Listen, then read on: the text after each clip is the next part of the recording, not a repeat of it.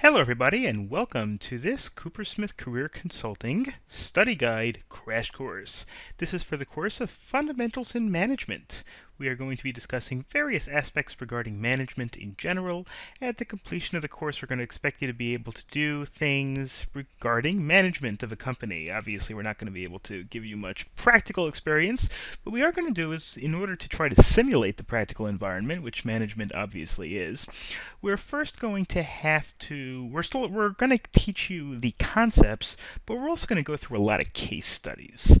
And the case studies are going to try to simulate the real life environment, and they're going to try to give you an idea of, the sort of ways that these management concepts that we're learning about can be applied.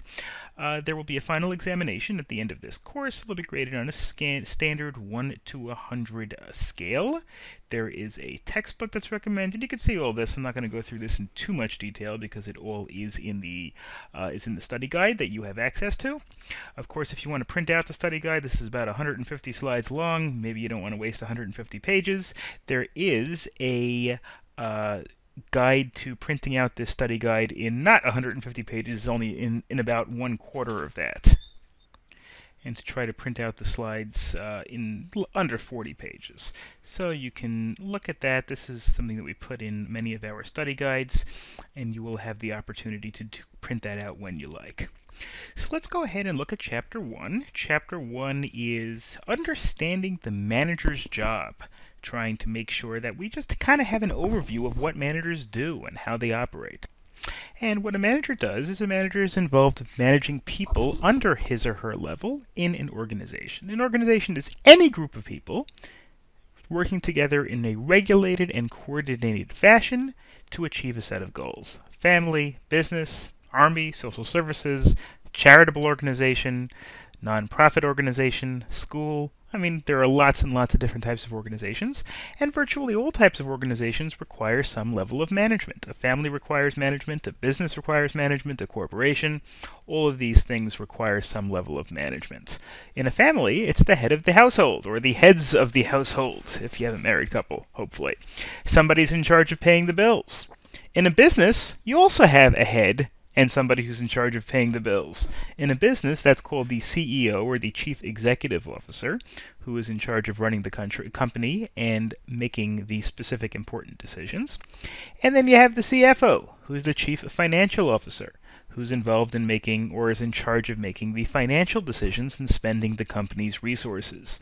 Now, there are many other officers that may be involved in an organization, and they're all managers. You could have the chief operating officer, you could have the vice president, president, many vice presidents, you could have people in charge of this aspect or people in charge of that aspect, and all of these people are managers. And that really begs the question, okay, what is a manager? A manager is someone who engages in activities like decision-making, organizing, leading, and controlling. Decision-making, of course, is determining we're going to talk about a company. Obviously, this also applies to things like families and nonprofit organizations, but we're going to talk about it in the context of a company. So making decisions, organizing, in other words, determining which people in the company work on which goals, leading the people, and of course controlling the individuals, making sure that they do what they're supposed to be doing. And that also includes using the organization's resources, the things that the organization can use to further its goals. Resources include human resources. Those are the employees, the people who work for the company. Financial resources, the spending that the company can do of whatever capital it has. The physical resources, things like its building and its plant, its inventory, and the information that the company has access to.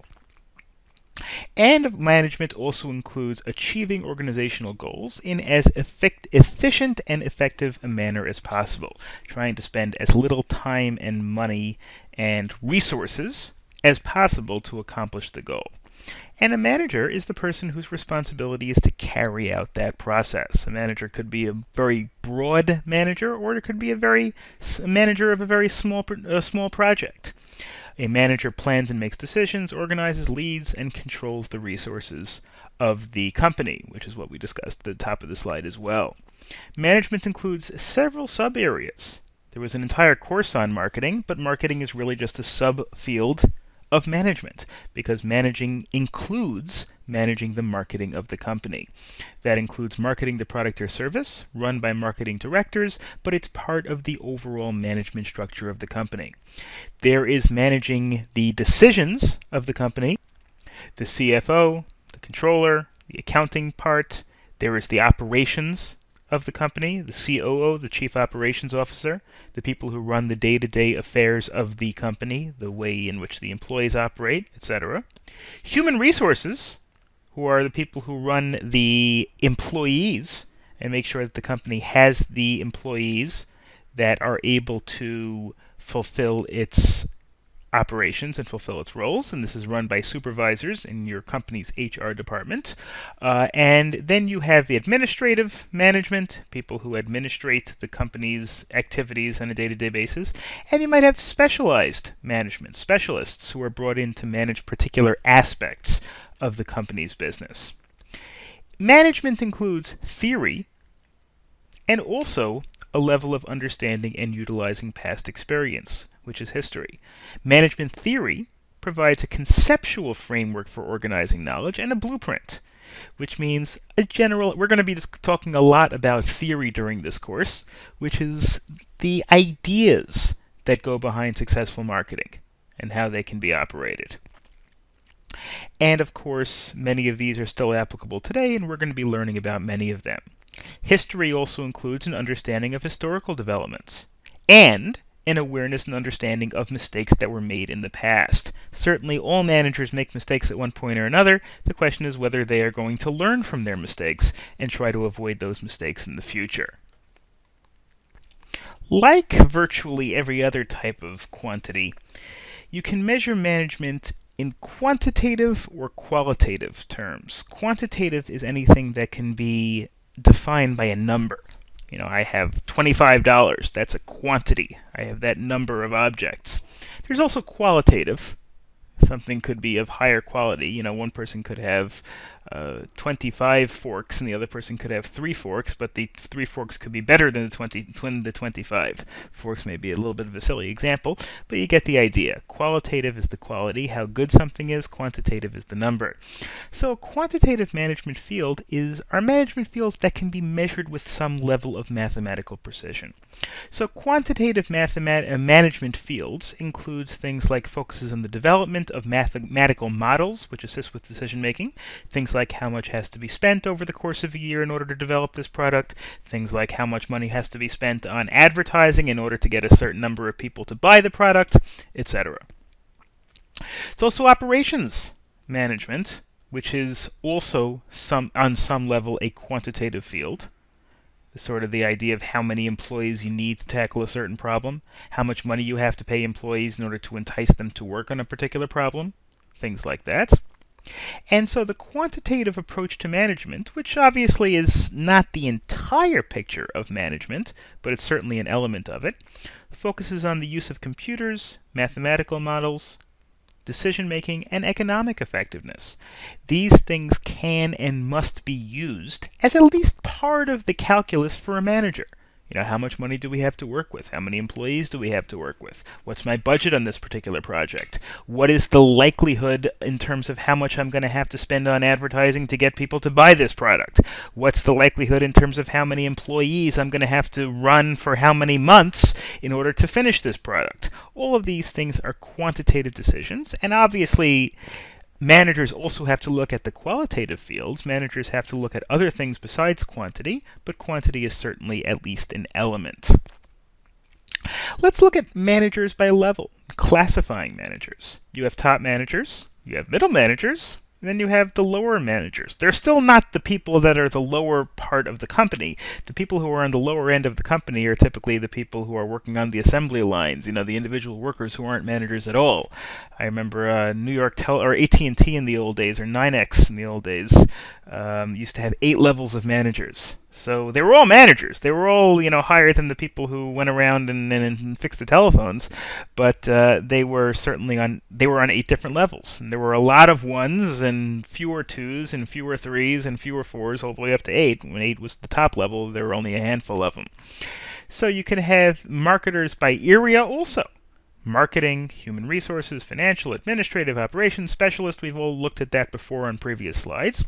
But the idea is, and you can see this is kind of a pyramid where you have lower level managers and managers that are specialists, management that specialize in a particular area. And then you have higher level managers which manage all of these areas. You know, the COO, for example, is a very high level, but the COO and the CFO are both under the CEO, because the CEO is a general manager, whereas the CFO is specific to finance. Okay, so managers can also be both. Managers can wear different hats, so to speak.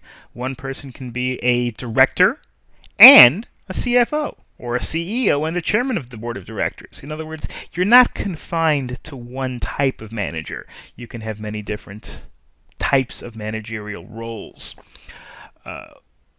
So, for example, this one person who's both on the board of directors and the CFO would be on the board of directors, which is certainly a very high-level manager. It's really the highest level manager in the company because the board of directors run the company.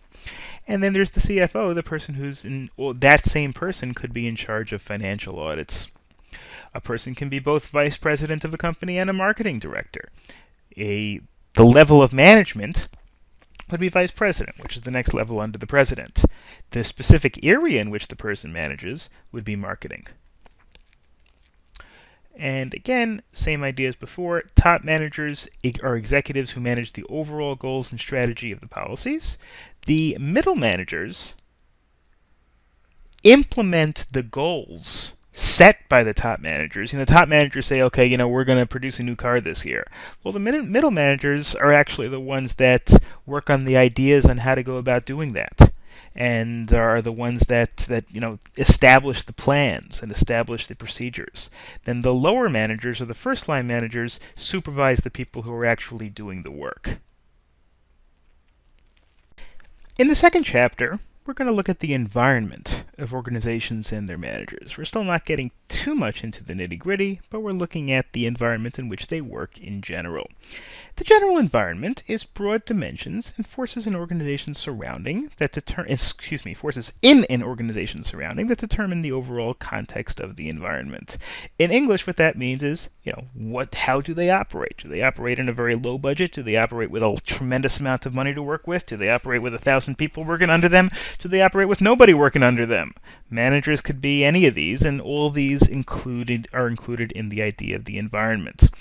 There are political legal aspects, which is the legal system in which the company operates. In some companies, the legal system might be irrelevant. In some companies, things like antitrust, and other companies, that oil companies, things like that, energy producers, utilities, might be subject to a lot of regulation. There's also the idea of the political stability of the company. Is it the sort of thing that that serves products that may be made illegal, or that the government may want to regulate? That's the sort of issue that managers have to worry about as well. Pro-business versus anti-business sentiment surrounding the company. Is it a company like Walmart that people like to criticize, or is it a company that people are very friendly to? Technological dimension. Is it the sort of company that has to worry about always being state-of-the-art and other people outflanking them with inventions? And what's the economic dimension? Is this the sort of company that's doing well based on the current environment? Let's look at our first case study, and we're going to be looking at a lot of these throughout the course. And the idea here is to try to look at these case studies in the context of how they apply to the concepts that we're going to learn in this course. ExxonMobil, as you probably know, is a firm that operates gas stations and oil drilling, and operates under the United States legal system. It drills in many oil-rich countries. The political dimension, which we just discussed, is of course a very important component for a company like ExxonMobil. First of all, they drill in a lot of countries where there is political unrest. They may drill in the Middle East. They may drill in South American countries, countries that don't have a lot of political stability. These are issues, based on political unrest, the price of oil itself and the cost of drilling may go up or down. Then you have to look at the legal system, like the American Environmental Protection Agency, which regulates drilling. Regulates drilling based on the kinds of things like what kind of safety mechanisms are used, how much drilling can be done, where drilling can be done, things like that. ExxonMobil also has to worry about are people in favor of drilling more? Or, based on global warming issues, or based on environmental issues, based on oil dependency issues, are people looking to fund things like nuclear energy and solar energy, wind energy? Which obviously, if people start focusing more on that, it could hurt ExxonMobil's business. If all the cars, or most of the cars that we drove, became hybrids or became Nissan Leafs that are electric cars, well, ExxonMobil, of course, wouldn't do as well because there wouldn't be as much demand for their services. So all of these factors will determine their general environment. For example, the best thing that it can hope for in these areas, if people are pro-drilling and using oil as a source of energy, and that fluctuates. Certainly there are a lot of people that are always pro-drilling and a lot of people that would rather get alternative energy, but certainly that fluctuates where, depending on the political outlook and depending on the economy, people will look at it in different ways from time to time. Obviously, they also would like there not to be such political unrest in these oil-rich countries, and or if there is, that at least costs. I'm going to change this word to costs of drilling don't go up, because if costs of drilling do go up, then ExxonMobil has to pay a higher cost to drill. The truth is, and price of oil, because we don't, it may not be obvious, but ExxonMobil, you would think the more gasoline is worth, the more ExxonMobil makes. That's not always necessarily true, because that also means that fewer people are going to buy gasoline. Less gasoline is going to sell, and it also means that when Exxon buys oil from other, countries and from other people that drill, they have to pay more. And also, U.S. environmental protection laws can interfere, and so that their best environment would be a situation in which U.S. environmental protection laws do not make drilling for oil too costly. Another aspect of organizations or the environment are ethics. Ethics means a person's beliefs regarding what is right and what is wrong. Ethical behavior in general means what is acceptable to other people and what conforms to social norms, whereas unethical behavior is unacceptable to others, does not conform to social norms, things that may be looked at as stealing, or things that may be looked at as behavior that takes materials away from other people wrongfully. Browsing social media during company time, borrowing office supplies for personal use, these things that may not necessarily be illegal, but are unethical and could hurt somebody's business image, of course. Things that determine ethics include obviously family influences. How you grew up determines dramatically how you view ethics in the workplace and in life in general. The situation, your personal values and morals, your personal experiences, and what other people tell you.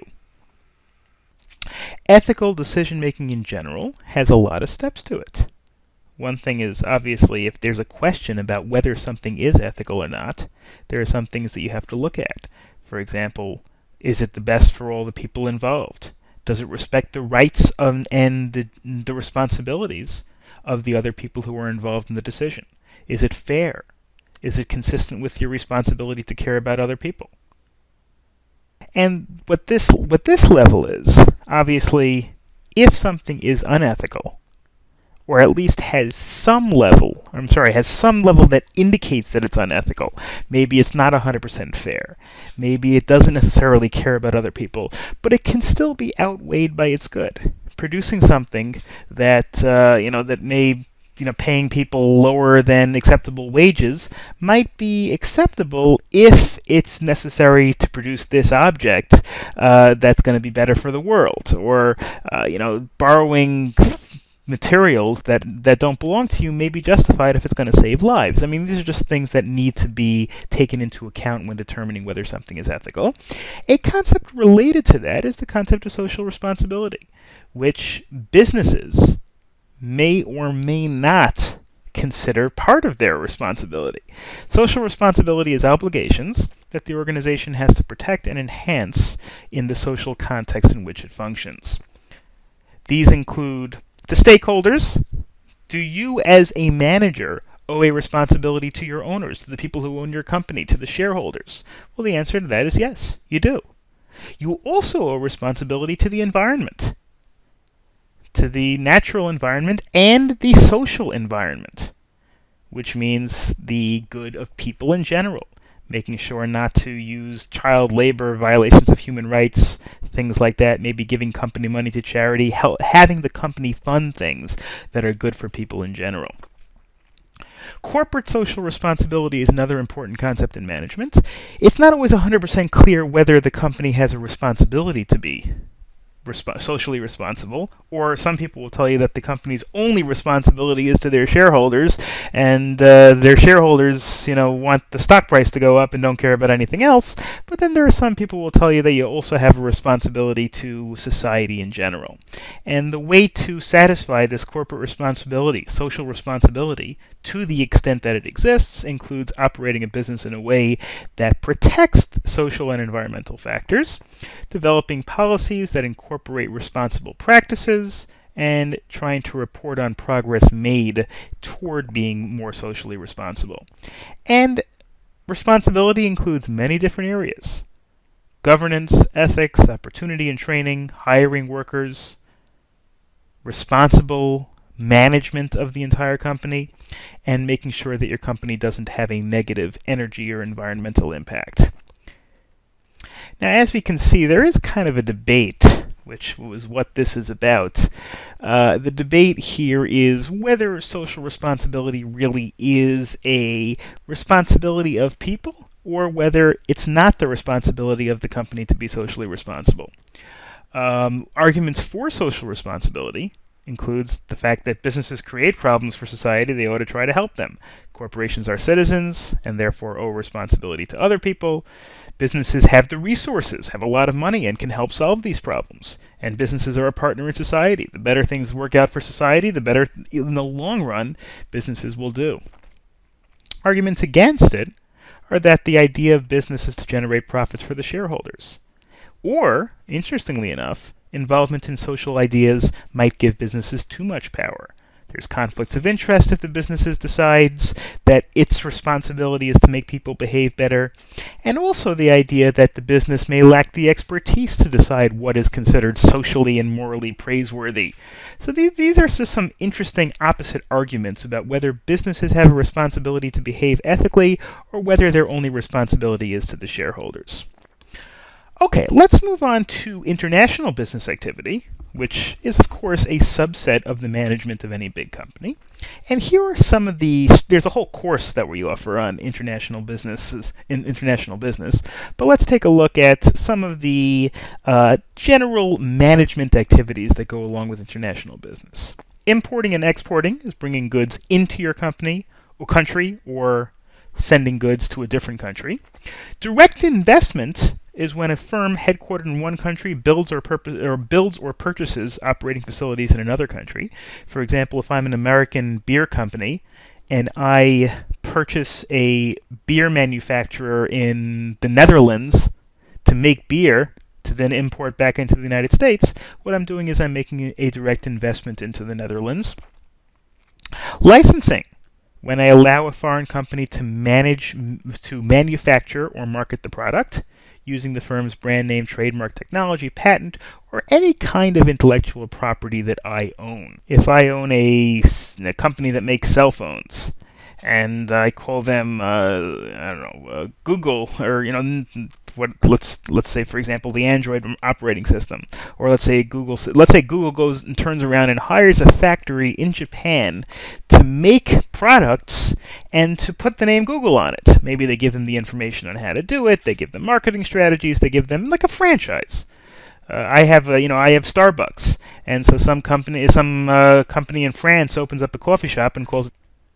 I have Starbucks, and some company, and I hire or I license out some coffee shop in France to call themselves Starbucks, and I give them the recipes, I give them the marketing advice, I give them whatever Starbucks has. That's an example of licensing. They license a franchise out. Well, franchising is really a type of licensing. And of course, you can have strategic alliances and joint ventures where companies in different countries get together and pool their resources to try to establish new goods or services. Here are some advantages and disadvantages. Importing and exporting is when you make the goods yourself and or you sell the goods yourself. The advantages are that it doesn't cost a whole lot. You don't have to do business with another country. You just buy what you want or sell what you want. The risk, of course, first of all, you have tariffs and taxes. Countries sometimes assess a tax on goods that are moved in and out of the country. Government restrictions, high transportation costs, licensing, where you give somebody the ability to make and sell your product.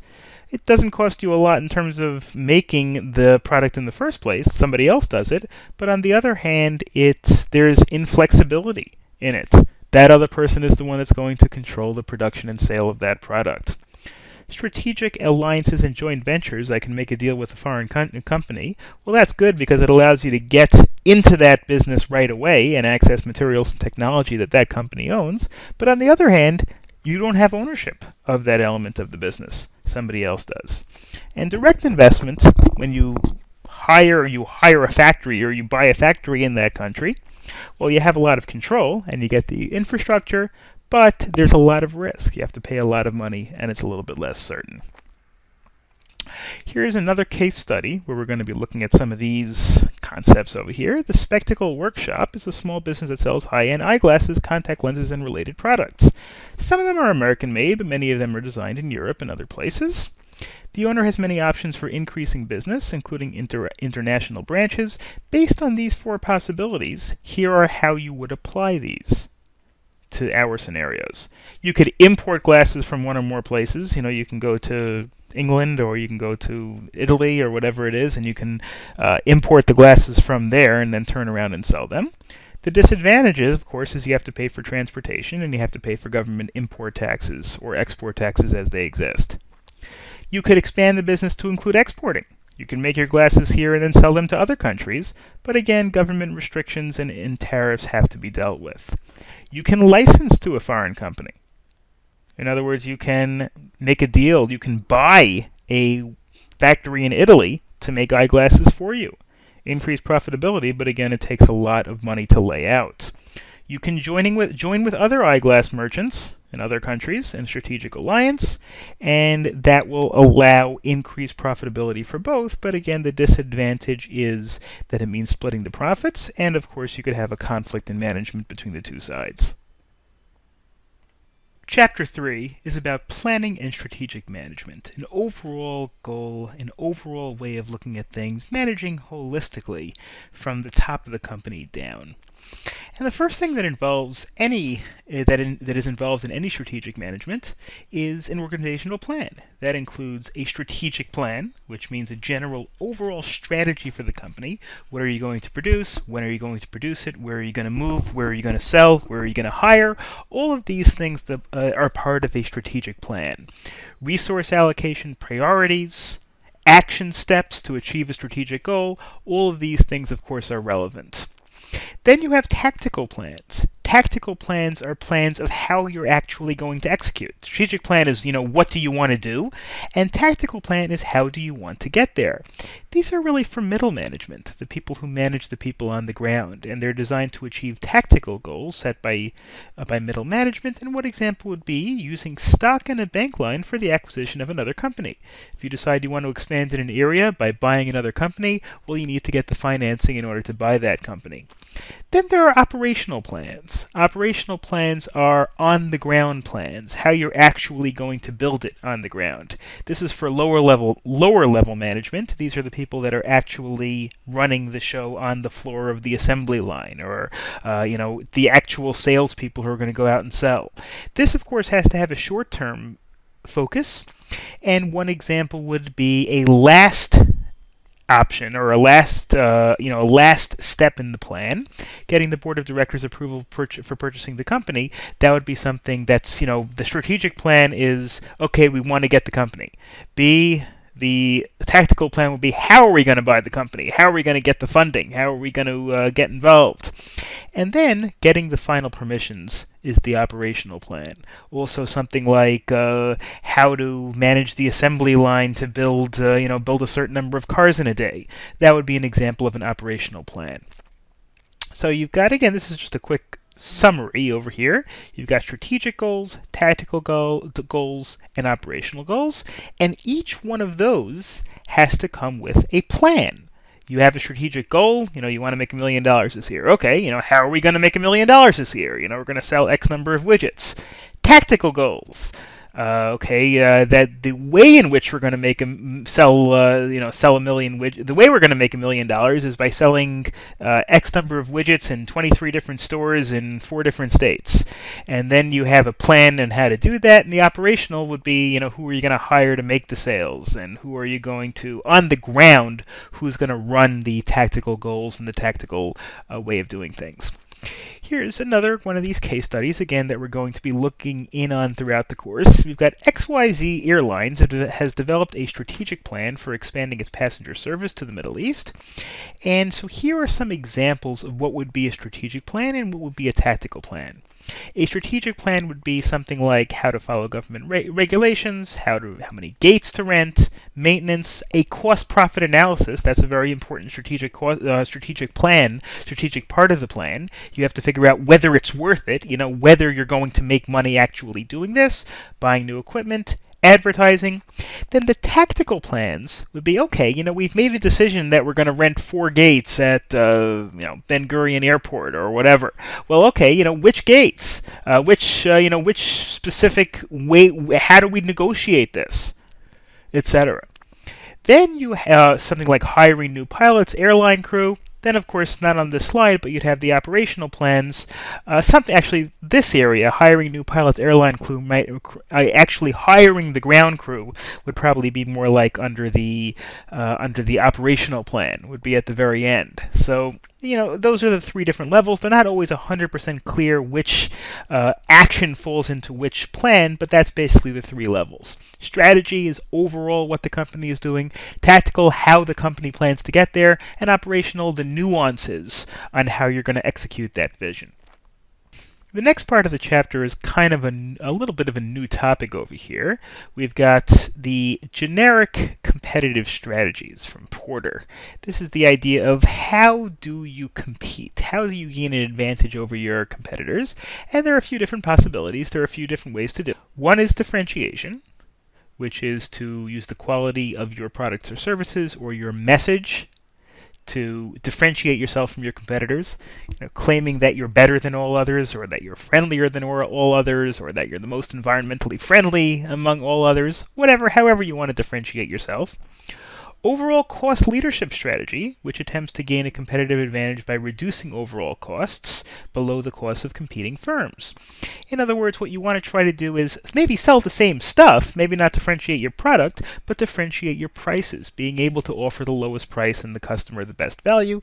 And finally, a focus strategy, which concentrates on a particular group of buyers, maybe not necessarily having the best price, maybe not necessarily having the best product, but having the best product for a particular niche in the market, for a particular segment. Targeting a line of food products to those with gluten allergies might help. Here are some examples of corporate level strategies. These are just examples of strategies that you might, if you produce products, you produce office products, you produce cars, you produce whatever it is that you produce, you could have a single product strategy where you just have one product and try to do it better than anybody else. You could have related diversification. You make different products in the same industry.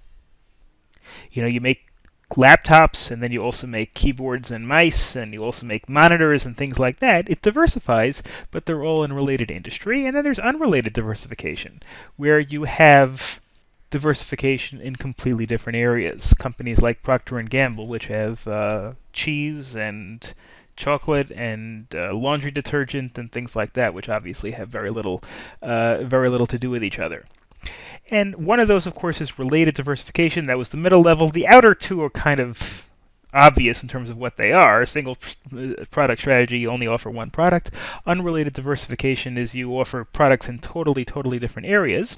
And related diversification, that middle one, is a strategy in which an organization operates in several different businesses that are linked. An airline company has a fleet of planes, and they build the planes, and they fly the people around the country. And maybe they offer other things too, like entertainment on the plane, selling food on the plane, things like that. That might be an example of related diversification, as opposed to unrelated diversification, where they would also make cars and sell them separately. Here are the advantages, of course, of related diversification is that you reduce risk, because if one of your products get hurt, then at least you have the other ability to, if one of your markets gets hurt, at least the other market might compensate for that. Creation of economies of scale and scope, things that are a little bit broader than your initial line of product, and synergistic sharing and strength of competencies. Related diversification, you can cross-market, which means once you're offering one, you offer the other with it. Microsoft offering an operating system, namely Windows, and also offering Microsoft Word, an Office suite like Excel, Word, PowerPoint, whatever, is synergistic because they can feed off each other. The operating system can be built specifically to help Word, and Word can be built specifically to operate within the operating system. The disadvantage of related diversification, of course, when one industry gets hurt, both businesses will get hurt because they are related to each other. If you're an airline and you sell food on the plane, both businesses are going to be hurt if fewer people are flying.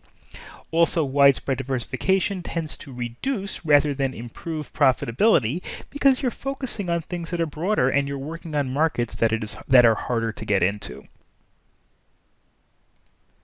Chapter 4 is on managing decision-making, figuring out a way to manage the process of determining what happens to your company and what your company does, and how well your company does ultimately. Conditions affecting decision-making include decision-making certainty, risk, or uncertainty. Certainty is when you pretty much know. I guess you can never have 100% certainty, but you can pretty much know what's going to happen. You can be not sure, or you can really be unsure if you're talking about uncertainty. Risk is, where you think it's going to happen, but there's a chance that it won't work out, and uncertainty really essentially means you really have no idea. Now, there are programmed decisions, and there are non-programmed decisions. Programmed decisions are decisions that are structured and that decisions that appear with some frequency. In other words, they happen over and over again. Programmed decisions have certain environments, which means, one, the information is available, and there's a low probability of a bad decision. Well, starting your car in the morning is a very, very, very, very programmed decision. Doesn't take a lot of thought, doesn't take a lot of decision making. It just, put the key in the ignition and you turn. That's like, an absurd example almost of a programmed decision. Non-programmed decision is unstructured. It's uncertain. You're not sure what's going to happen. These occur much less frequently, and they are risky, or they're uncertain. They're not programmed. You're not sure exactly what's going to happen when you make the decision. And one reason why they may be risky or uncertain is because you don't have all the information available, or the situation is ambiguous. Choosing a vacation destination once a year vacation is a non-programmed decision. Now, if you already have a timeshare set up in California, and in Long Beach, California, whatever it is, and you're going to go to that, well, then it may be less programmed. You don't have a lot of uncertainty. You have what you have. But when you're talking about something that is more programmed, when you're talking about something that is less programmed, where you're not sure where to go, and you're not sure whether one is going to be better or worse or more expensive or less expensive, that would be a decision that is definitely less programmed. Programmed decisions rely on rules, past experience, calculated results, statistical models. The computer tells you what's going to happen. Programmed decisions are very often made in the short term, day-by-day basis, and they can be made by low-level managers or by individuals working on the assembly line. Whether to shut the assembly line down for a minute while the machines cool off is not something that you need the CEO to get involved in. It's an everyday decision that's made by people that have the experience and know whether you have to do it. Non-programmed decisions, on the other hand, require intuition and creativity, things that are not on a day-to-day basis, things that you might not have the experience to know exactly what's going to happen. And these are often used to make long-term strategy decisions and are made by upper-level management. Managers use both. Sometimes they use programmed decisions, and sometimes they use non-programmed decisions. The manager of a paint company may make a programmed decision to order more inventory, in more cans in this case, when the Inventory runs low. So if that's a very much a programmed decision. You know you have to order more. If you're a bookstore and you run out of books, you got to order more books. Otherwise, you're not going to be able to sell anything. That's fairly programmed, fairly easy. You have a lot of experience with it. Harder decisions might be whether the company should start selling paint cans directly to homeowners or continue doing it to hardware stores. That's much less certain, much more dependent on a wide variety of factors, on creativity, on uncertainty. Manager of a coffee shop might make a decision to order more straws and coffee stirrers. That's a programmed decision. You know you need more coffee stirrers, and it's not very risky to order more hot cups because unless you go out of business, you're always going to need those hot cups no matter what. It's a very easy decision to make. Non-programmed decision might be whether to buy more tables and expand the sitting area, which costs a lot of money in construction or takes more store space or for whatever reason, because you think that's going to have dividends because people are going to enjoy the store more. Something to that effect. These are examples of programmed versus non-programmed decisions. Let's take a look at a case study. We've got Starbucks in a certain mall decided to move the store from the center of the mall to a corner with both an inside and an outside entrance.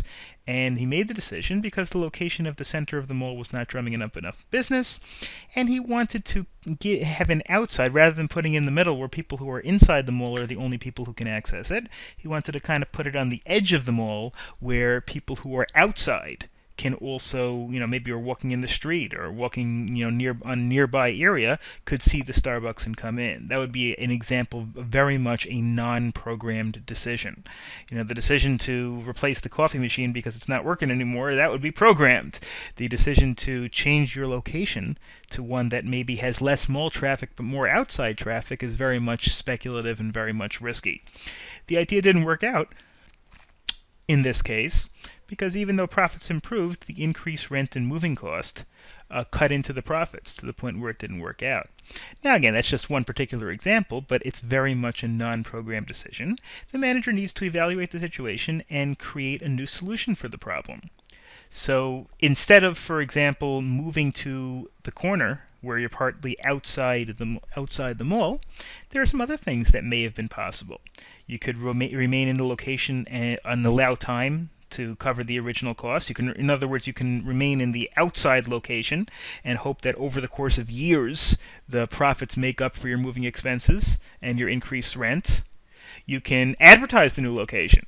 You can tell people who are maybe looking for it and couldn't find it inside the mall that, put up a sign in the mall that says we're outside.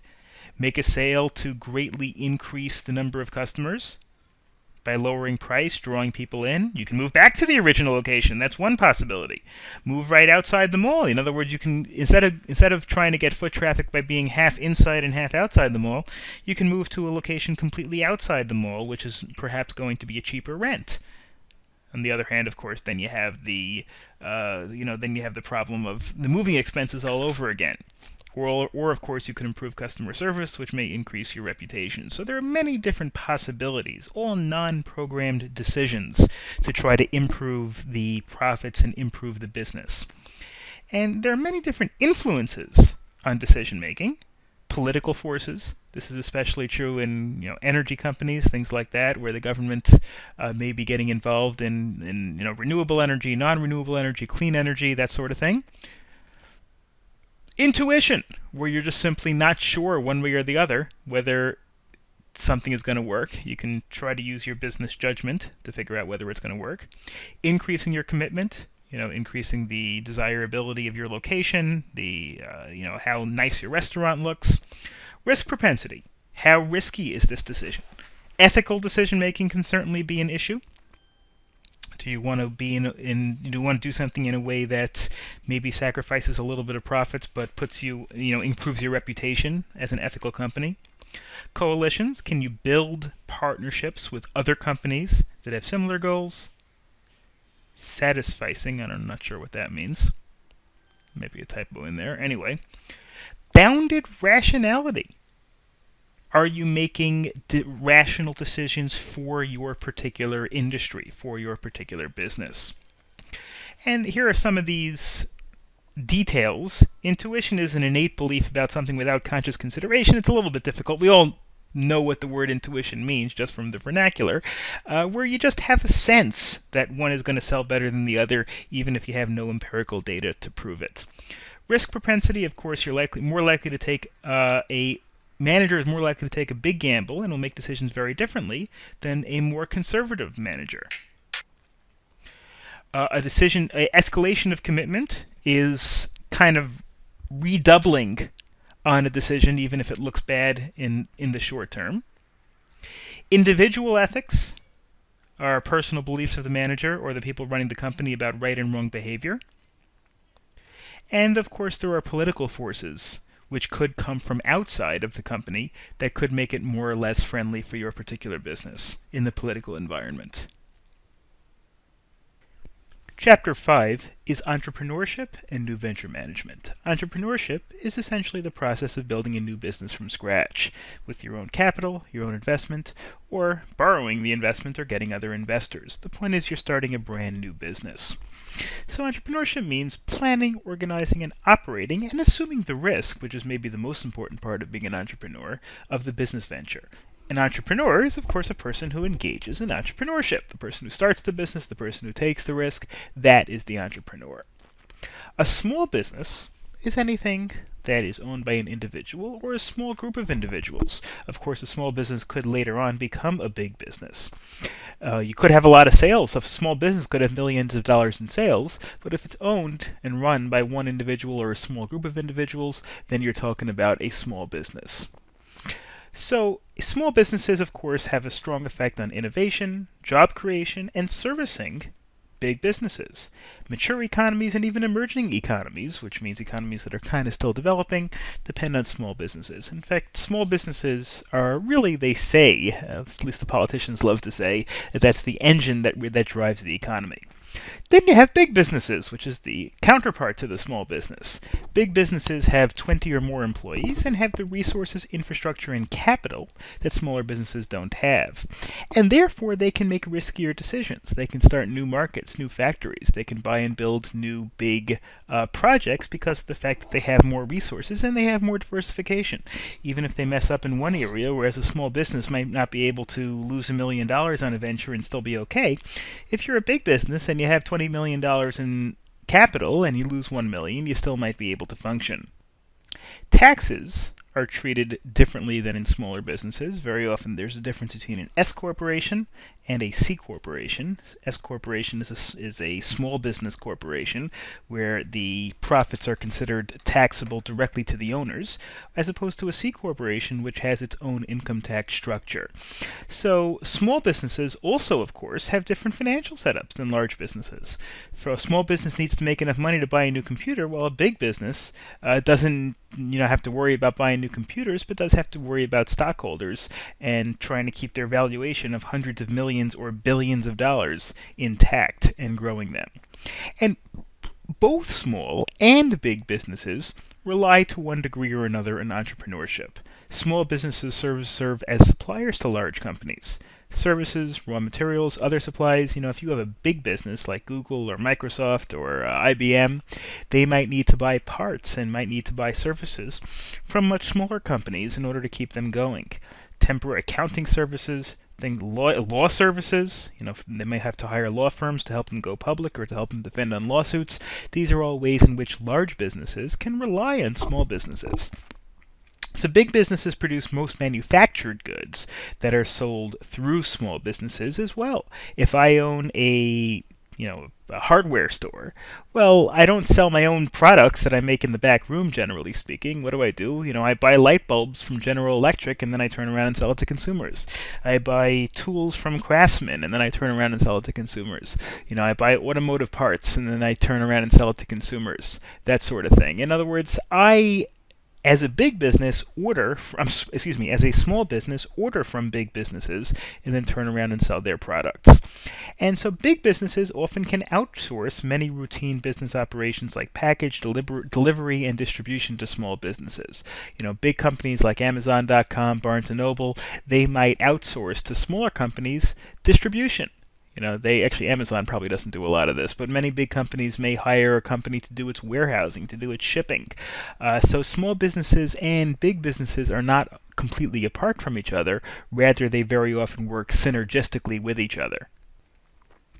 Business plans is, of course, a fundamental component of any entrepreneurship. This is a document that summarizes the business strategy. It includes the goals and objectives of the business, the strategies, and a plan on how the entrepreneur will implement these strategies. That kind of mirrors the 3 levels of decision making: the strategic part, the tactical part, the strategies, then the operational part, how you're actually going to implement the strategy. Now, when you want to start a new business, you can either buy an existing business or you can start a business from scratch. Each of those has advantages and disadvantages. Buying an existing business, of course, costs more, and whatever problems the other business had, especially the problems that caused them to want to sell in the first place, you still have when you buy it. But on the other hand, their networks are already established, their customer base is established, their client base is established, and they already have a proven track record. On the other hand, when you're talking about starting a business from scratch, you're talking about you have a lot more freedom to choose what you do and how you operate. But of course, there's more risk and uncertainty. Here is a case study, another one of these. Jane wants to start a new type of fast food restaurant. She'll be selling breakfast and lunch food, bagels, fish, eggs, whatever. She wants to write a business plan to help her move her from her dreams to reality. So we need the 3 levels. We need the strategic level, the business plan. We need the tactical plan, the strategies to achieve the goal. And then we need the operational plan, in other words, the implementation. So the goal of the business might be to turn breakfast and lunch food into fast, quick, and easy to prepare food that's also tasty, and to sell to a large number of consumers. That's the general idea of what they're going to be trying to do. That's the idea. That's the theory. Now, from a tactical perspective, here's an example. Have a large, efficient kitchen, have enough capable employees, have financial backing, set up a service area that's pleasant, tasteful, and efficient. These are the ways in which she's going to make her money. And then you have the operational goals. The operational goals are the ones where you apply the tactics and actually use the tactics and put the tactics into effect. She'll hire a chef. She'll design the kitchen to have multiple cooking stations to make sure that you can prepare food staff. She'll invest in state-of-the-art kitchen equipment. She'll set up the area. She'll hire a designer to set up an area in a way that customers will like. That's an example of the operational component of her business. Now we're going to move on. The last section of the chapter is financing options. Where do you get your money? Okay, you want to start a business, whether you want to open up a restaurant or develop a new product, you need to have financing. You might have to have only a little bit of financing if it's something like, setting up an e-commerce store may not cost that much because you just really need to develop a website. If you're developing a drug in the pharmaceutical industry, you might need $200 million in financing to develop the product. So financing options obviously can vary very, very widely. What are some options? First of all, you got personal resources. If you happen to have money, even depending on how much you need, you may be able to use some of that money to finance your own business. You can go to venture capital companies or hedge funds, which are a group of investors who provide funds to small, high-growth potential startup firms in exchange for a position in the firm. In other words, for a percentage of the ownership in the firm. Big companies like Facebook, when they started, very often they got some money. I think Facebook got some money from Peter Thiel, which was who owned a hedge fund or ran a hedge fund in San Francisco area, and they put money into the startup in exchange for a certain percentage of the company. You can also establish strategic alliances with bigger companies who can give you the capital or can lend you the capital so that you can, in exchange, they get something in exchange, maybe a part of the company, maybe a deal with the company, and they give you the capital in which you need to run. You also can borrow the money. You can borrow it from banks, investors, government loans. You take out loans. But that's only part of the way. That's really you get the money from somebody else. Other ways you can get the money. Well, actually, the things on this slide are separate. I mean, you could also sell stock. You can also sell stock to individuals, sell shares of the company, get a partner in there who can invest for you in exchange for part of the company. But in addition, you can get small business association loans. You can get small business investment companies, and what these do is they borrow money from a small business association to loan to the small business. Minority enterprise small business investment companies specialize in financing businesses owned in minorities. You can use money from your retirement account. You can use money from your home equity line. Basically, there are lots of different ways in which you can get money to finance a company. Let's take a look at another case study to finish off the chapter. Bill has an idea to invent a new educational toy for preschool-age children. In order to produce and market the toy, he needs stable financing. Here are some examples that would apply to Bill. He can use his own money or money that he borrowed from his neighbor. He can go to a venture capital company or a small investor to invest in exchange for a percentage of the company. This would kind of be like Shark Tank. I don't know if you're familiar with that, but it's an MSNBC show where people go in and try to ask people to finance their business ventures. Interesting show. Strategic alliances. They can partner up with ABC Toys and Company, which is a manufacturing company, and Bill now has some resources because ABC can help fund the manufacture and advertisement. Lenders, he can take out a loan, he can get an SBA loan, or he can go into his 401k, his retirement account, and use that money to finance the selling of the product and the manufacturing of the product. Chapter 6 is organization structure and design. In other words, how do you organize a structure? How do you establish and run a structure so that it has the most efficient results? Job characteristics, in other words, how you're defining any particular job in the organization, has many different dimensions. It has many different aspects of it that you can look at. You can look at skill variety, the number of tasks a person does in a job. When you're talking about an assembly line worker, it might be one. When you're talking about CEO, it might be thousands. Task identity, the extent to which the worker does a complete or identifiable portion of the total job. Is it somebody who just supervises, or is it somebody who has something specific that they need to do?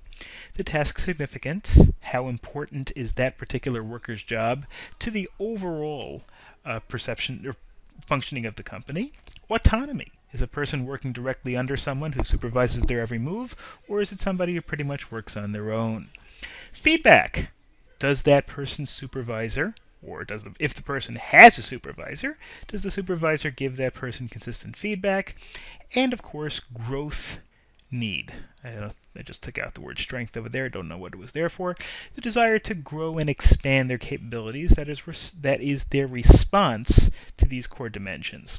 Really, these are the core dimensions. Growth need is just the general idea that people need to grow in terms of these dimensions. Each of these has a lower level. For example, skill variety would be one skill, whereas a higher level would be many skills.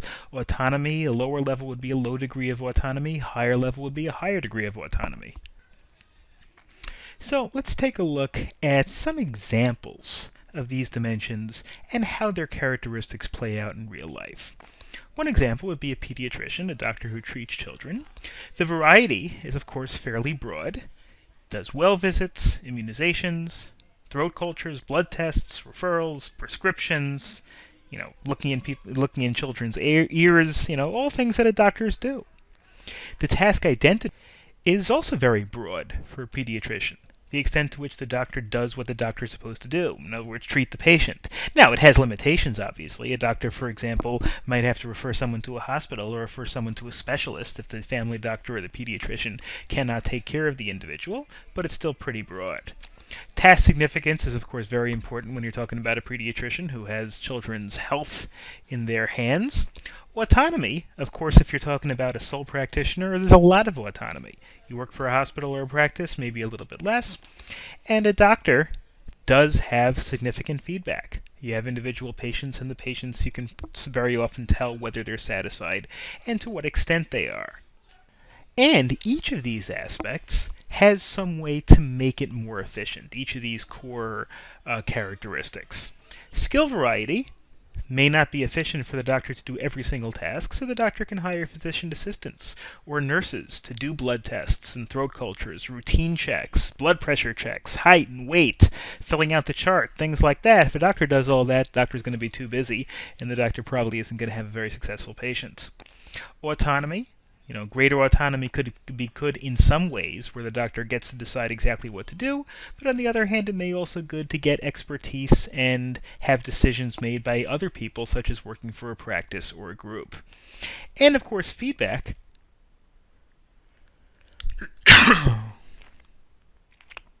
Feedback is important in terms of getting feedback and observing the feedback that you get.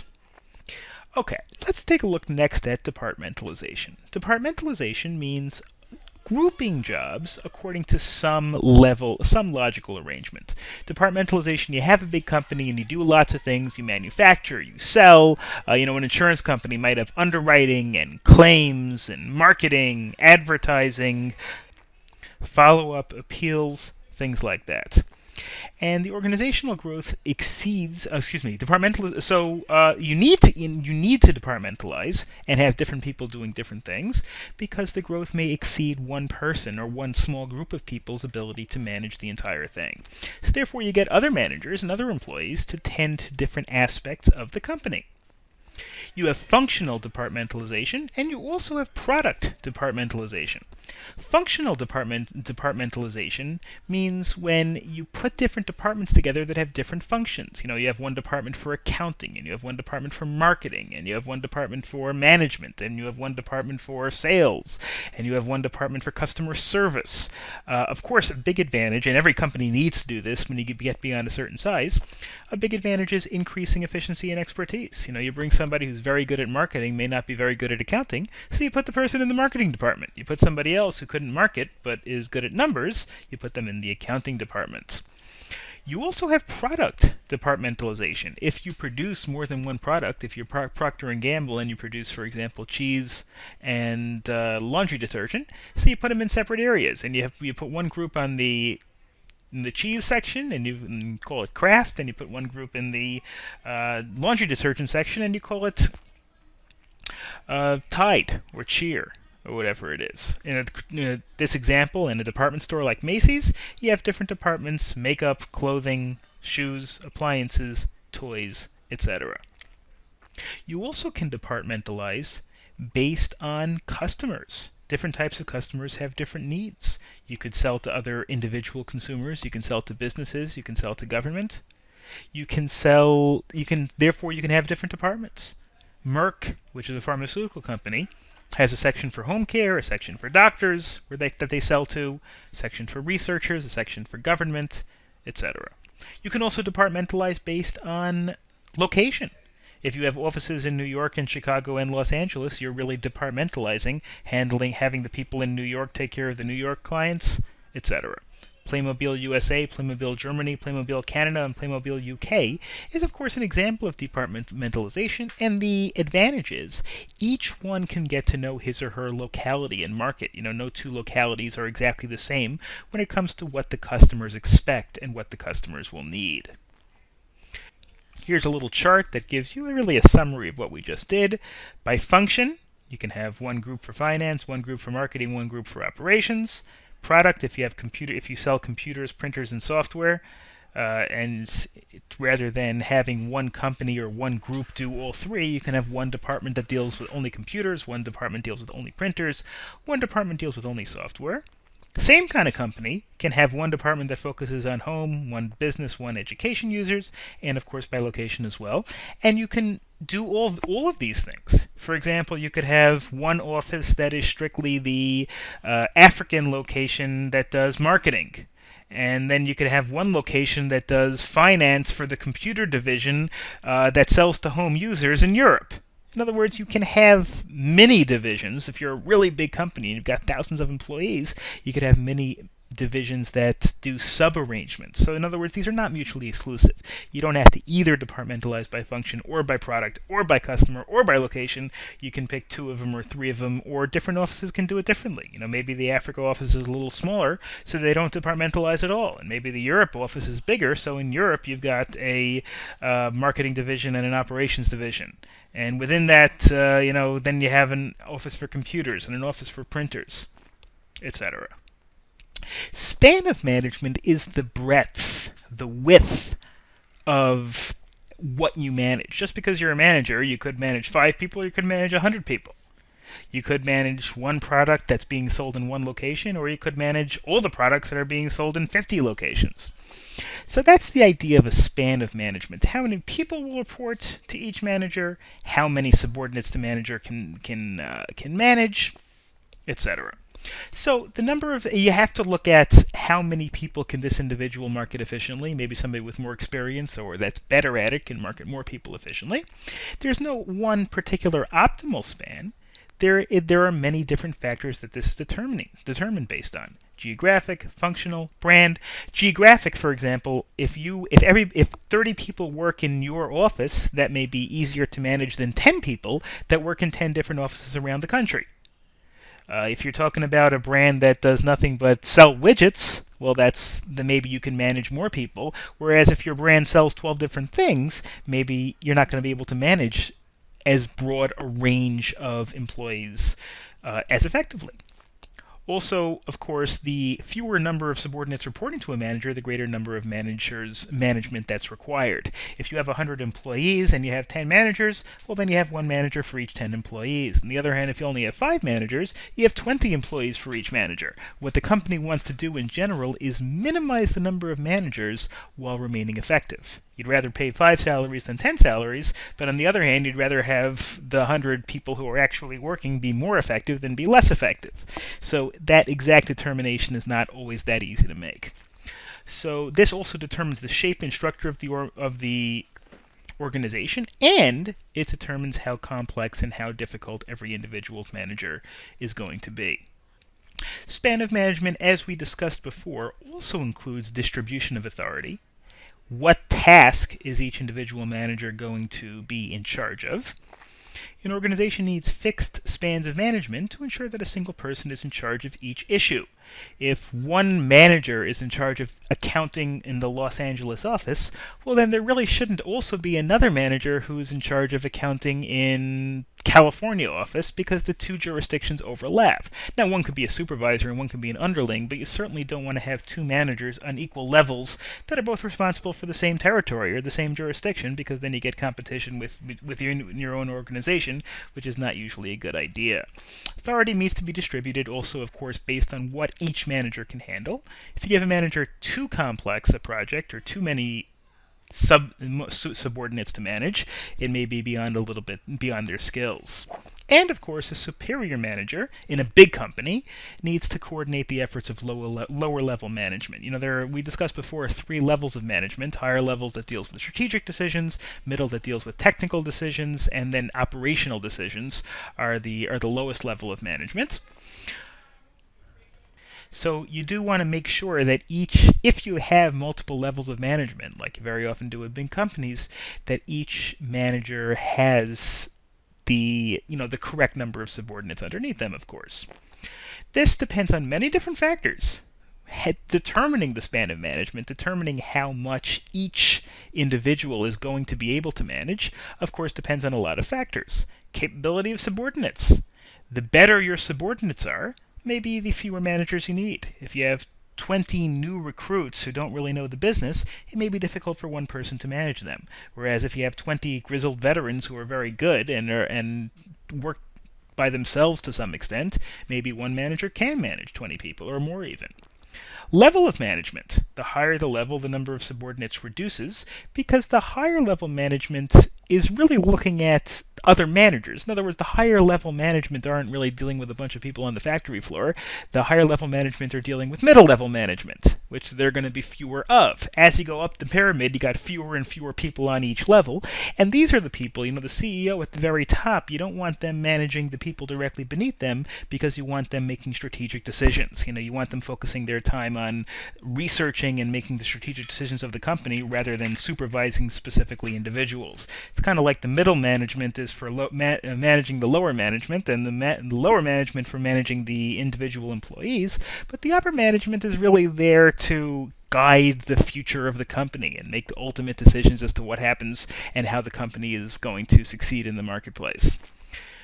This also is affected by the degree of decentralization, which means how tightly controlled is it? Decentralization means it's not as tightly controlled. When you delegate authority, in other words, when you give a lower manager the ability to make decisions for you in some areas, you're decentralizing and you're taking some pressure off the manager. The con, obviously, the downside is you really have to trust the person to whom you're giving that authority. If I'm the manager of sales for the entire Northern California, and then I say, okay, I've got a subordinate in San Francisco, and I say, okay, you decide how to go about making your sales. You decide how many ads to take out in the newspaper, you decide how many clients to visit, you decide things like that. Well, it takes a little pressure off of me, and it allows me to manage more people more effectively because I don't have to focus as much on micromanaging the individual we were discussing, but it still I have to make sure that I adequately trust the person to whom I'm giving this authority. And of course, it also applies a degree of planning. If the planning is effectively done, then subordinates can make their decisions on their own. If you're very careful to train your lower level employees and your lower level managers more, well then perhaps you can let them work on their own a little bit more and therefore manage them less. So certainly, investing less in managers and more in training may help, whereas some companies may invest less in training and more in managers, and it's kind of 6 of one, half a dozen of the other. You really have to make the decision based on the individual company, which is best. Other things, that's other things besides for capability level of management that affect the span of management includes physical location, like we discussed before. The closer you are to your subordinates, the more effectively you can manage them very often. Communication system.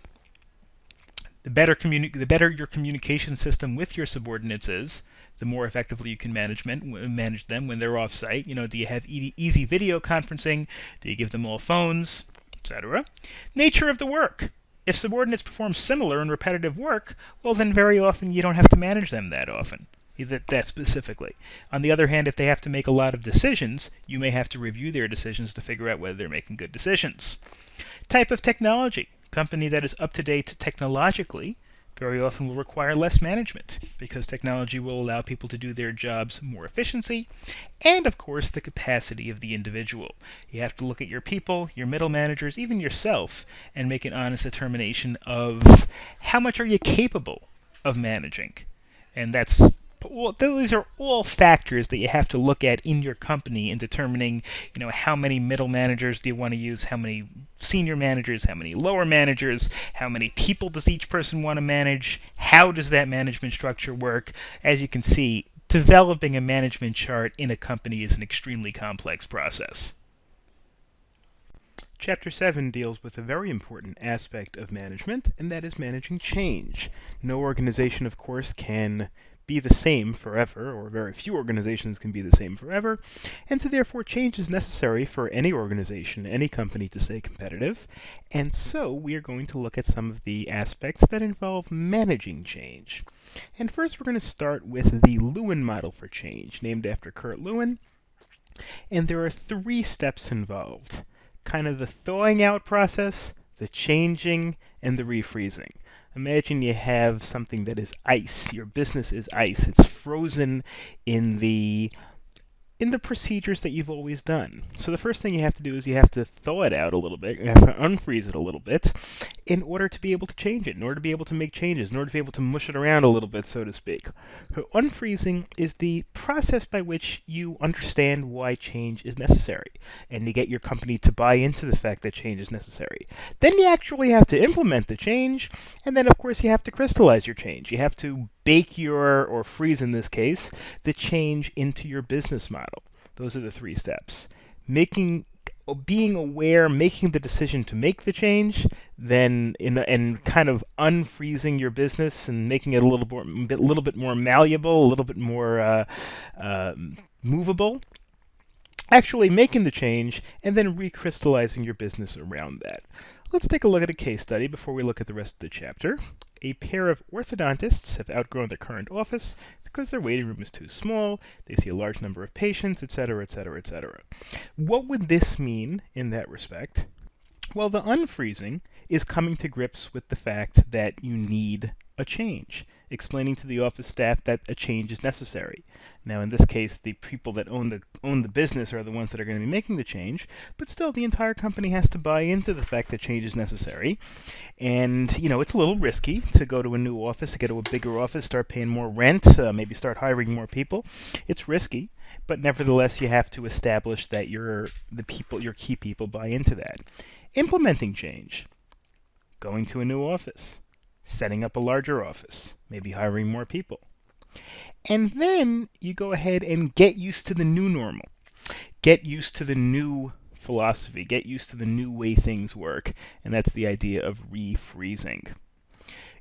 Organizational change comes in a lot of different shapes and a lot of different sizes. It comes in people, changing the number of people you have, changing the ability and skills of your people, hiring people with different skills, increasing the performance, hopefully, firing people who aren't measuring up to the performance. Perceptions. What do people inside and outside of your organization think of your company? What do they expect of your company? Attitudes and values, expectations, etc. Organizational structure and design is also an aspect of change. Changing the job design, producing different things, producing different services.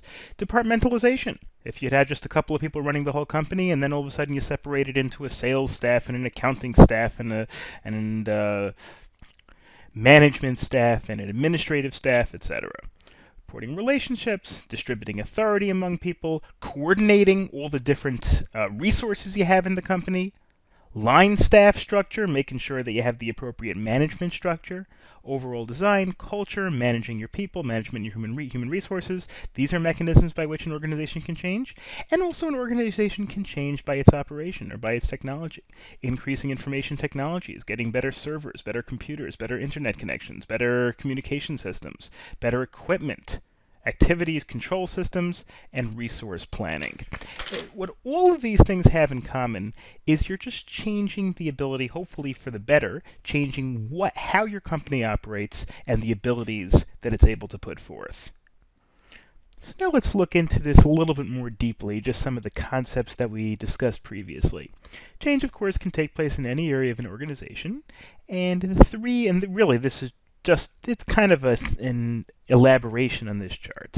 You can change organization structure and design, adding new departments, adding new offices, adding new products, adding new facets of the services that you offer, adding new technology and operations, improving your computer system, improving any system by which information flows, and improving your people, changing your people. I guess people can leave and get replaced, or you can hire new people to undertake new ideas and undertake new positions in the company. You can also engage in organizational development, which is an effort that's organization-wide, managed from the top, to increase the effectiveness overall. Organizational development is not an individual thing that you're going to do. Organizational development is a process. You sit back and you look over the entire organization and you try to make a determination, where could we improve? You can use behavioral science knowledge. You can bring in people who don't have a business background but have a psychology background or have a behavioral science background, just to kind of take a holistic view of the entire company. This, of course, assumes that the employees have a strong need to be accepted by others within the organization. Individuals will influence the organization. What this means in English, I mean, it sounds like, psychological uh, babble, but what it really is the idea of trying to grow a spirit of growth in your company, where people in the company want the company to develop and want the company to grow and want the company to change and improve over time. That's the concept of organizational development. And of course, there are a lot of very different specific techniques you can do. You can diagnostic activities of the organization. Sometimes, you have experts that come in and determine how well you're working with each other, how well the company's people like each other, how well they cooperate with each other. Life and career planning and setting goals for individuals. If you motivate people to improve their own lives, you're also going to be motivating them to do better in their own business in order to have, to make more money and to be more successful. Coaching and counseling, team building, third-party peacemaking in the company if there are any disputes. Process consultation, which means facilitating a group to help deal with issues that are relevant to the process of the decision making in the company. Are you looking at, how does the company make a decision? Does the company make a decision because the CEO thinks of it and that's that? Or does the company make a decision because somebody comes up with an idea and it's referred to the appropriate departments and the appropriate number of meetings are held and it's thought about and considered and studied and gamed? And of course, feedback. Feedback from the other people in the company to make sure that whatever the company is going to do, you give an opportunity of the other members of the company to look at it and give their suggestions. So let's take a look at a case study here. We've got Casey, the star of our case study number 8, is a leader of an Army finance company with about 80 soldiers in her unit. They, of course, deal with other units. They deal with all sorts of things, all sorts of issues. You can imagine what military people deal with sometimes. Things can get very tense, obviously. So, and we've got the soldiers, of course, are generally in the early stages of their careers. So obviously this is not a company in terms of making money, but it is an organization. And we're going to look at some of these, organizational development techniques, how they might apply in our case. So let's take the first one, life and career planning and goals. What can you do to help the soldiers with their career planning? You can bring a person, a career coach, a therapist, or whatever, to meet the soldiers individually and help them understand what it is they want out of their work, what it is they want out of their lives. This could be very beneficial to the soldiers. It'll help them stay focused on what it is they want. Coaching and counseling. You can coach them individually, counsel them individually to try to help them improve themselves, help them improve their attitude, help them improve their work ethic. Team building. You can create buildings and projects that foster teamwork.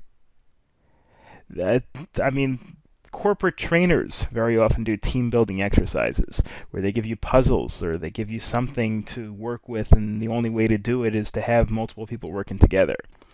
Third-party peacemaking, where you could have like arbitration or mediation, and outside parties trying to solve any disputes within the organization. Process consultation, consulting with the soldiers to make sure that if there are decisions made, there are decisions in consultation. Now, this doesn't work so well in the military, because in the military you have one person making the decision, and that's pretty much it. You don't have that much consultation as you do in business, but still it applies. And of course, survey feedback, where you try to get feedback from the people in the unit to try to see, what it is they think you could be running differently. Doesn't mean necessarily you're always going to listen to them or always going to do what they say, but it is good to hear the feedback from the people that you're managing to ensure that you don't leave any good ideas on the table. Next, we move on to human resources. These are the people that actually do the job. You may own the company, you may manage the company. These are the people that are actually doing the work that you're managing. You're telling them to do the work, and you're hopefully facilitating their work and hopefully doing what you can to motivate them to do good work. But these are the people that actually do the work. These are your human resources, from the people on the assembly line all the way up to the lower and even upper level managers. One important thing that you need to know if you're managing human resources is you need to know what the law compels you. There was the National Labor Relations Act that was passed way, way back under President Roosevelt during the New Deal, and it set up procedures for establishing unions, and it also set up the NLRB, or the National Labor Relations Board. And there were other laws that were passed later on, the Taft-Hartley Act, but essentially what these rules are, and the thing that managers have to know in general, is that there are laws that protect the employee's rights to negotiate. A union is when a bunch of employees, whether it be in one company or many companies, get together and negotiate with the management of the company for higher wages, higher benefits, etc. The company doesn't necessarily have to give them, and companies don't always necessarily have to deal with the unions. Some companies like Walmart are famous for refusing to deal with unions. But the employees have rights to unionize. If they want to get together and say, listen, we're walking off unless you give us a raise. We're walking off unless we're quitting, or we're working few hours unless you give us better benefits.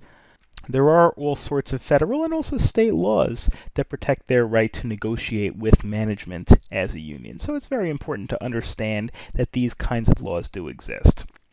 Now, an affirmative action plan is an interesting idea. The affirmative action plan is the idea of giving certain advantages to minorities who are underrepresented. For example, if a company or an industry, maybe let's say 20% of the people in the area are minorities, but only 5% of the people in the industry working in the industry are minorities, an affirmative action plan, which is voluntary, it's not forced, would be where the company would say, okay, you know what, we're going to give a little bit of a preference to minority applicants in order to diversify our workforce a little bit. Some schools do that as well, but companies and government agencies sometimes do that in addition.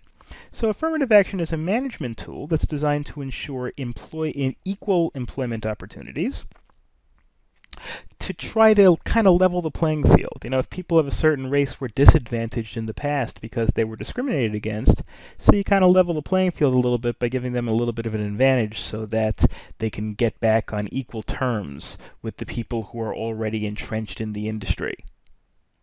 The federal government, and some state governments as well, also have affirmative action plans. Executive Order 11246, for example, required federal contractors to develop affirmative action policies. Affirmative action policies that, there were sometimes in federal law or in federal regulations or state regulations that said that a certain percentage of jobs have to go to minorities.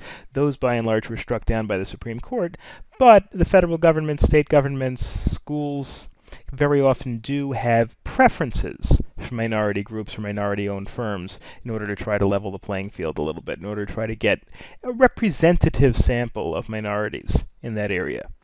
So reaching affirmative action goals, companies can't specifically set a target of a certain number of minorities, but they can have kind of unofficial goals. Some companies don't. It's not even necessarily just based on race. It could be on gender. It could be on disability. An example here: stores like Target and Walmart can train and hire people with Asperger's or high-functioning people with Down syndrome, whatever. People who would have disabilities also sometimes are the beneficiaries of this type of program. Okay, then you have the process of actually getting the people, getting the employees, and that, of course, is recruiting. Recruiting is the process of getting the proper employees, getting people to work for your organization, figuring out who you think would be appropriate for your organization and who would work best for your organization. You can recruit from inside your company, that's internal recruiting, or you can try to recruit from outside your company, that is external recruiting. Internal recruiting means promotion from within. The good part about that is, well, people have a higher morale if they think there's room for advancement. Other people think, okay, if I do a good job, I can also be promoted. It also reduces turnover. Fewer people are going to leave to find higher level positions if they can get higher level positions within your own company, and that way you get to keep your best people by promoting them rather than losing them to other companies. The problem, of course, is that then you have to fill the lower level positions. And because you don't have as wide a variety of people to choose from. If you have 5 people in your organization, you might have only them to choose from to promote. Whereas if you solicited resumes, you might get thousands of resumes or hundreds of resumes that you could choose from. External recruiting means attracting people from the outside. The advantage, of course, is that you have new ideas, new people coming in that might have new views on what you're doing and new explanations. And the disadvantage, of course, is that you don't know as much about them. You're taking a bigger risk. Somebody in your organization that's been working there for 5 years, you know them. You know they're good employees. Somebody that you're, just starting with your company, you never really know about them. Then you have the idea of forming unions. Remember, union is an organized process made by the employees to try to help improve their negotiating position with management.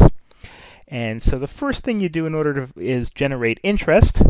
Try to get the employers interested in forming a union. You can collect signed authorization cards, and then you can petition the National Labor Relations Board to hold an official election in order to establish an official union. The people vote. The employees all have a right to vote in a secret ballot. They don't have to say what their vote was. And then eventually, if the labor contract, if you actually establish it, then you negotiate with management, and that is called collective bargaining. You sit down with management and you say, okay, we want a $2 an hour raise, and we want better health care, we want this, we want that, and management can say no, and then you go back and forth, and hopefully eventually you come up with some sort of a settlement. If there is a dispute, unfair negotiating practices, retaliation against union members, which is illegal under federal law, you can file a grievance with the National Labor Relations Board. What about compensation, which is why people work? If you have employees, you have human resources, those humans are going to want money. Well, you can pay them wages, which is hourly compensation, or you can pay a salary, which is a yearly compensation, something like that. Somebody who works a lot of hours may want hourly compensation, whereas if you want security, salary might be better. You can also have incentives, which are compensation opportunities tied to performance. Something like, a sales commission. The more you sell, the more money you make. People that get paid based on tips. Also, that's kind of an incentive structure. That's just some different forms in terms of how employees get compensated. So that's the general human resources of the company. Now let's look at the individuals and look at individual behavior. After all, companies' employees are made up of individuals. And individuals, primarily, the first thing you got to look at is character traits. There are a lot of character traits that every person has as a manager in determining whether somebody is a productive employee, determining whether somebody is an asset to your organization. One of the things you need to do, you have to analyze the person's performance, obviously, but you also have to analyze the person's character traits. Does the person have traits that make the person more likely to be cooperative and an asset to your organization? Some of the things that are positive, agreeable and cooperative: extroverted, working with other people well; open, honest, confident, dedicated; magnanimous, which means generous to people; practical, not necessarily head in the clouds, making decisions that are based on real life; positive emotionally, conscientious, etc. But then you also have to realize that some of these, any trait that you have too much of, can cause problems. Very conscientious, someone who always thinks about things too deeply, can develop obsessive-compulsive disorder. Someone who's too agreeable and always wants to agree with everyone and just, lick the boots of the supervisor, may not generate new ideas and may not generate new opinions. Too confident could be too haughty and too much of a big shot. Someone who's too positive emotionally, always smiling and always thinking everything is great, may not be in touch with reality. Someone who's too open and extroverted may talk too much and tell other people secrets that they shouldn't tell.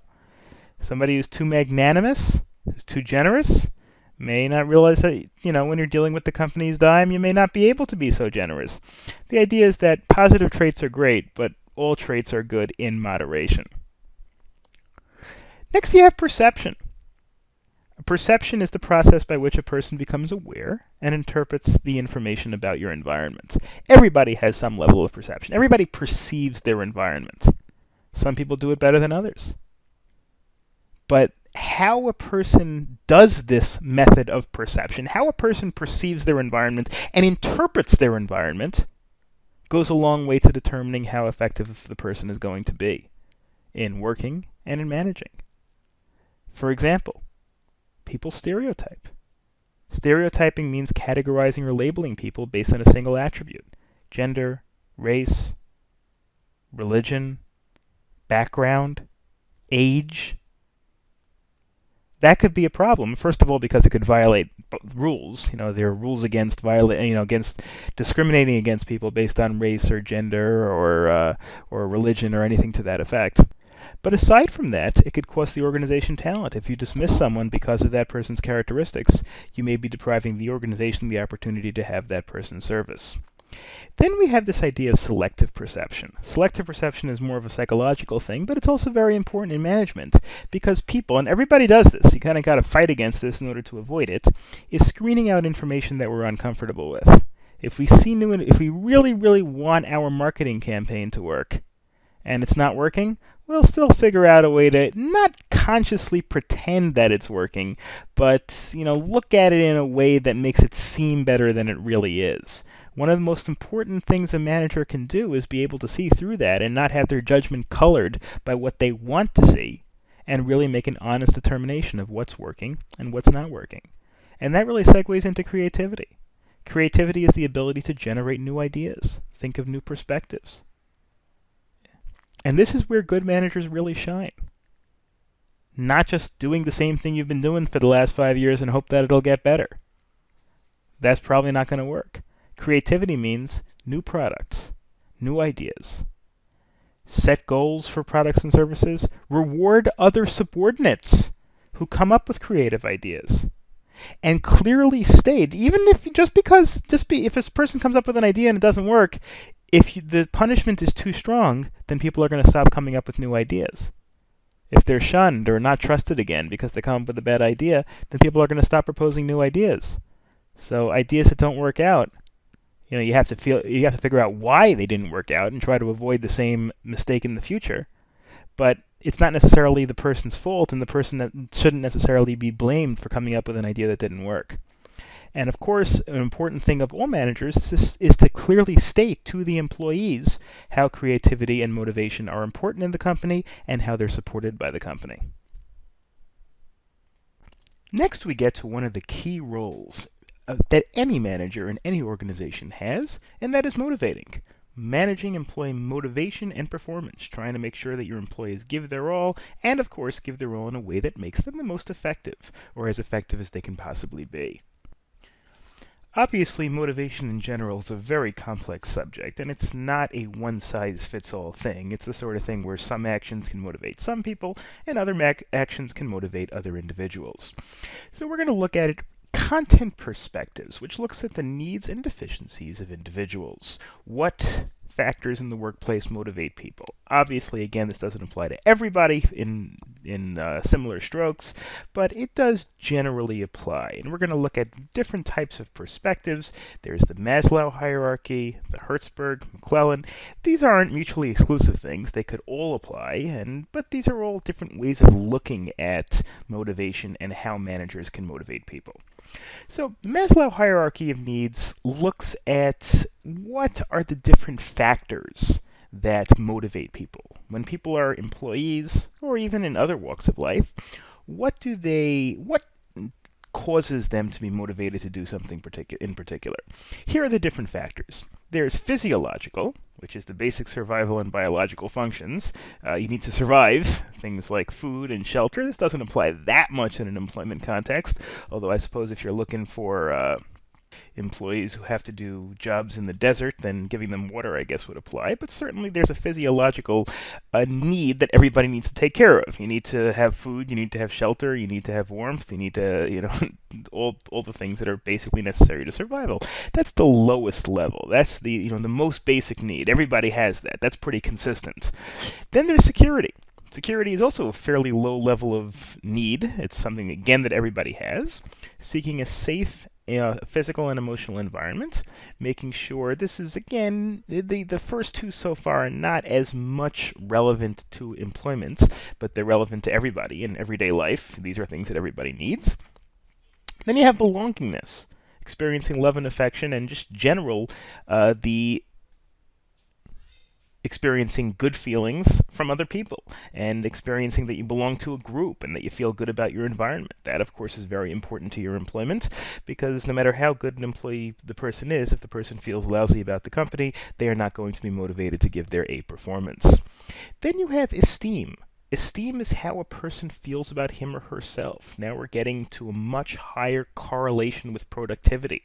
Having a positive self-image. A person is self-confident, a person has a positive self-image, they're more likely to be able to effectively manage themselves and motivate. The more self-confidence you have, the more motivated you are. If you give up on your own abilities and you don't have confidence in your own abilities, well, then you're not going to be able to perform properly. And finally, the highest level, the top level, is the self-actualization. Self-actualization is the attainment of your own personal goals and development. That, of course, is very related to employment, because people, through their jobs, try to achieve what they set out to do. Become CEO of a company.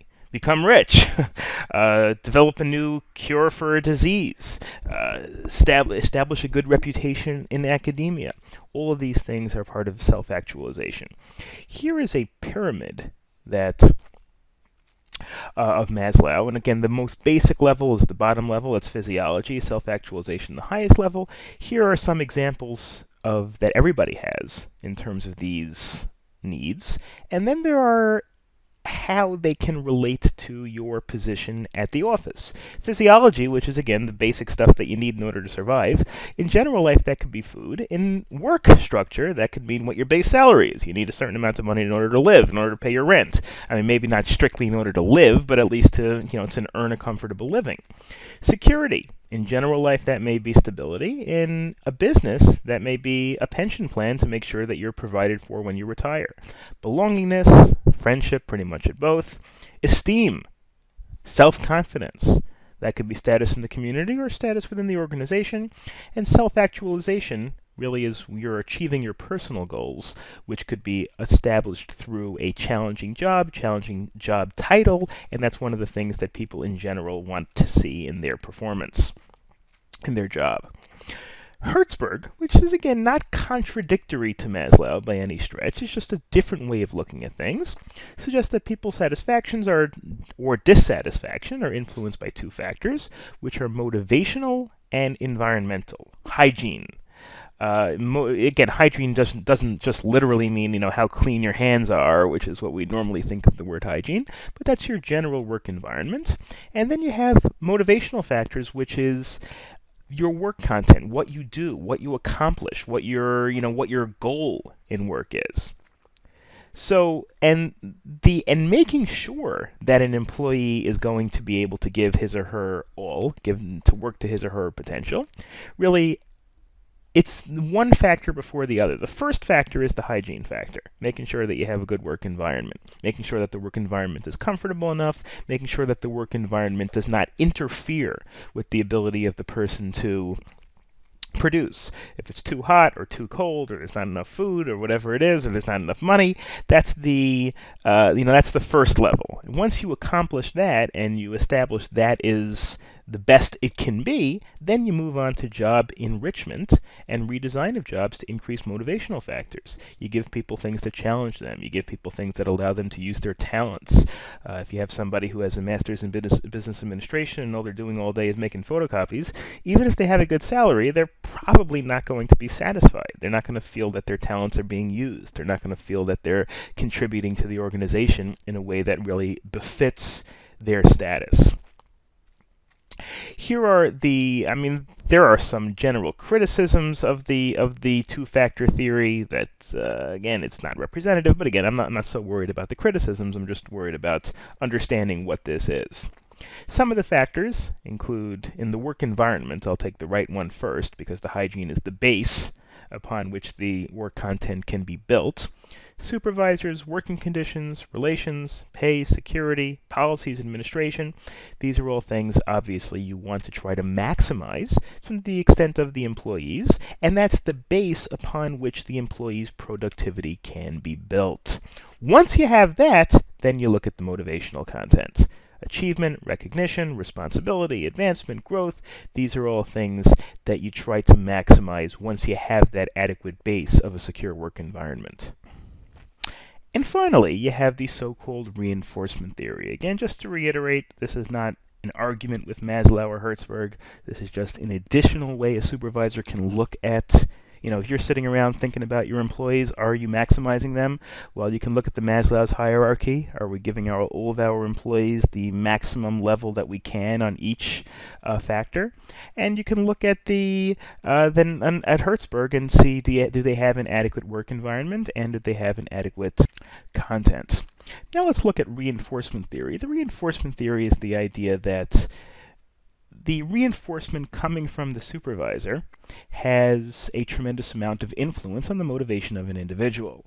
Now, this is not any great new theory. I mean, it's fairly obvious in some way, but this is a way to express that. Behavior that's rewarded is likely to be repeated, and behavior that's punished is less likely to be repeated, especially if the employee wants to keep his or her job. So there is positive reinforcement, there's negative reinforcement, there's avoidance, and then there is extinction. And let's look at each of these individually. Positive reinforcement strengthens behavior with reward or positive outcomes after a desired behavior is performed. You make a certain amount of sales in a month, you get a raise. You come to work every day for 6 months and you get a bonus. You finish a project, you get a day off, whatever, some sort of reward that gives positive reinforcement. Then there's avoidance, which strengthens behavior by avoiding unpleasant consequences that would result if the behavior is not performed. This is the function of rules. I mean, it seems fairly similar to punishment. Punishment is you take a vacation day off or away, or dock somebody money, or dock somebody a benefit because they did something. Avoidance is really on the policy level. The avoidance is obviously preferable to punishment. If you have a rule saying you're not allowed to come late because if you come late you get docked a day's pay, well then hopefully the person won't come late and then you won't have to bother with the punishment. And if the person does come late, then you do have to reinforce it with negative reinforcement. The alternative is you can not reinforce the behavior or ignore it. If a person makes a suggestion but makes a suggestion in a way that is not researched properly, you can fail to adopt the suggestion. It's a much weaker, much more passive way of reinforcing, but it still can work. And again, these things are not mutually exclusive. You can do one, both, or two, or all four of them in different ways within an organization. Reinforcement also, you have to look at the timing. Is reinforcement consistently done? Every day, is there feedback? Do you tell someone you're doing a good job, or you're doing a bad job, or you get extra money, or you get less money? Or do you have, monthly reviews, or weekly reviews, or biannual reviews, or annual reviews? I mean, at some point, you have to also establish not only what sort of feedback you're going to give your employees, but also how often you're going to give this feedback. It can be fixed intervals, such as periodic reviews of the employee's performance. It could be variable, which means there's no particular fixed feedback schedule, but whenever an issue comes up, you speak to the employee about it. Or both, of course. I mean, you could have both monthly reviews and the boss can speak to the underling anytime something comes up and reward or punish based on the employee's conduct. And then you can have similar is a fixed ratio or a variable ratio. Ratio, and the difference between interval and ratio is that interval means a particular period of time, whereas ratio means a particular number of behaviors. For example, if the issue is lateness at work, you can evaluate, a fixed interval would be evaluating how many times the employee was late every month. Variable interval would be whenever the employee is late, go speak to the employee. Fixed ratio says something like, okay, if every time you're late 5 times, you lose a day's pay, or you lose a vacation day, or whatever. Variable ratio, again, is something that the supervisor has to make a determination how many times it should have to happen before it's mentioned. But all of these things, here's a little chart over here, fairly obvious. Again, ratio is based on frequency, how often it happens. You could give the feedback or give the reward or punishment after a fixed number of times or after a number of variable based on the circumstances. And you can look at it based on time. And the feedback could be based on a fixed interval or a variable interval, excuse me. Let's take a look at our 9th case study as we come close to finishing up the chapter. You're a supervisor for one of the plants of a chocolate-producing company, I'll say Willy Wonka's chocolate factory. Among your responsibilities are to make sure the facilities are clean, as well as to ensure the quality of the product and that it meets your standards. Okay. You need to create different reinforcement schedules. Here are some examples. At the end of each day, you praise those workers who worked extra hard to keep the place neat and clean. Well, the reinforcement schedule, of course, that would be time, fixed interval. Right? That would be this box over here. Whoops. Because that's every day. It's once a day. And in terms of, where were we over here? That would be positive reinforcement based on the reinforcement theory. During the day, at various points in time, praise those who remember to keep the factory clean. That would be an example of variable interval, of course, because it could be at random times. Give a bonus at the end of the week to a few workers who produced chocolates that met the standards. Okay, weekly, so you're talking about time and you're talking about fixed interval, once a week. And when it comes to theory, you're talking about positive reinforcement because you're giving benefits to a particular person.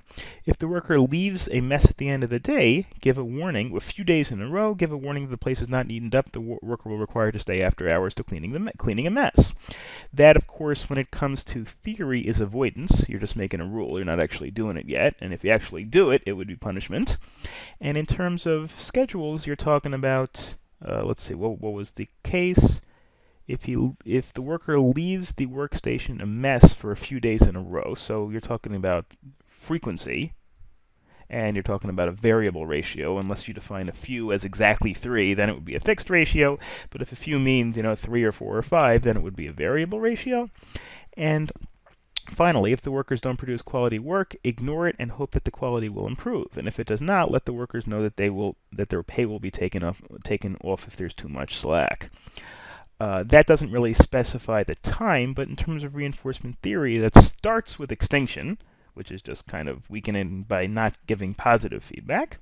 And then at the end, if it doesn't work, then resorting to punishment. Like I said before, these things are not mutually exclusive. And finally, forms of work arrangements. What are the timing schedules that people very often work? Well, you can compress the work schedule. You can work a full 40-hour week in less than 5 days. For example, if somebody doesn't like to work on Fridays, well then theoretically you can have the person work 10 hours a day, Monday, Tuesday, Wednesday, Thursday. I mean, the typical work week is assumed to be 40 hours, 8 hours a day, 5 days a week. It doesn't always work like that. Some people work more than 40 hours a week. Some people work less, obviously. But that's the general theory. You can have a flexible work schedule. You can say, you have to work 40 hours a week, but you can work when you like. If you want to work 1 to 4 a.m. on Tuesdays and take 3 hours off in the middle of the day to compensate, that's fine. You have a 9/80 schedule, 1 full week and 1 compressed week, resulting in 1 off day every other week. For example, you can do 5 days a week, 8 hours, and the next week, 4 days, 10 hours each, and therefore you get 1 off day. You can do job sharing, where you have 2 different workers who maybe only want to work part-time each. They want to be home, whatever, and they split the job, essentially. And you can do telecommuting, more and more popular in today's day and age. In the old days, you wanted to work with someone, you really kind of had to be there, because otherwise it was just very difficult for people to realize, to work together. Well, today you can use the phone, you can use Skype, you can use email, you can use video conferencing, teleconferencing, you can use various really good methods of collaborating, and so theoretically you can really work from anywhere. May not necessarily be the same as being there, but telecommuting can certainly work, at least to some extent. Leadership, another very, very important role of any manager. You hear that term thrown around all the time, even though it's a little vague. The person's an effective leader, the person's an ineffective leader. I just saw an article in the Wall Street Journal today that Amazon.com reported poor quarterly performance, and now all of a sudden people are starting to question the leadership of Jeff Bezos, the CEO of Amazon, even though for years and years he was considered one of the best leaders in the world. But all right, that's a different story. But the point is, leadership and influencing your employees is a very important role for any manager. A leader is a person who can influence the behavior of others without having to rely on force. Just saying to everyone, if you do a bad job, you're going to be fired. That's, I guess, one way of running a business, but it doesn't really show leadership. Leadership, a good leader at least, is someone who can inspire others to do good work without just threatening. Excuse me, management is not a manager is not necessarily a good leader. Here's an example. Creating an agenda of what the company is going to do. A manager may just plan, budget, allocating resources. Man, that has to be done. Somebody's got to do it. But a leader can establish the vision for the company, can establish its overall goals. Manager, you can be both. You really should be both. If you're a good manager, you should be hopefully a good manager and a good leader. Or you can bifurcate. You could have one person who's the manager, who does the nitty-gritty, does the budgeting, does the resource planning. Then you could have another person who creates the agenda, who's the visionary. So you could have one person be a leader and one person be a manager, or you could have one person fill both roles. And although that person really should have both skills. Manager is more nitty-gritty, facts on the ground, making sure that things are working properly. Leadership is more of the overall visionary. Developing a human network. So a leader can align people through communications, inspire people, talk to people. Whereas the management role, I should say, is more organization, trying to make sure the staff is properly organized. Executing plans, again, a leader does that by motivating and inspiring and satisfying needs, producing successful change. And again, you can see this chart over here, but the overall idea is a leader gets other people to work in the most efficient way possible. Manager puts them in the position where they can most efficiently work. They're not mutually exclusive. You need both. In order to run a successful company, you need both. You have management with no leaders, everybody will be in the position to do their jobs properly, but won't know what their jobs are, or won't be motivated to do their jobs. If you have a good leader and no manager, well, then everybody's motivated to do their jobs well, but they don't have the tools to do their jobs well. Each of them are equally important. Power of a leader is the power to affect the behavior of others. You can have power granted through the organizational hierarchy. For example, you give somebody the authority to give employees raises. Well, now they've got the power to influence other people's employees. A person has the power to fire an employee. Well, that's also a legitimate power. You've got power of leadership. You can also, of course, give the power to give and withhold rewards. Now, the type of power people have can be looked at in different ways. The one that we think of most often is the coercive power, the ability to force obedience by some sort of a threat. You can fire someone, in threat or reward, of course, but if you do a good job, you get a raise. You don't do a good job, you get fired. That's an example of coercive power. You have the power to make pleasant or unpleasant consequences for people. And because of that, people listen to you, really, because they have no choice. A leader, a really good leader, might have other sources of power as well.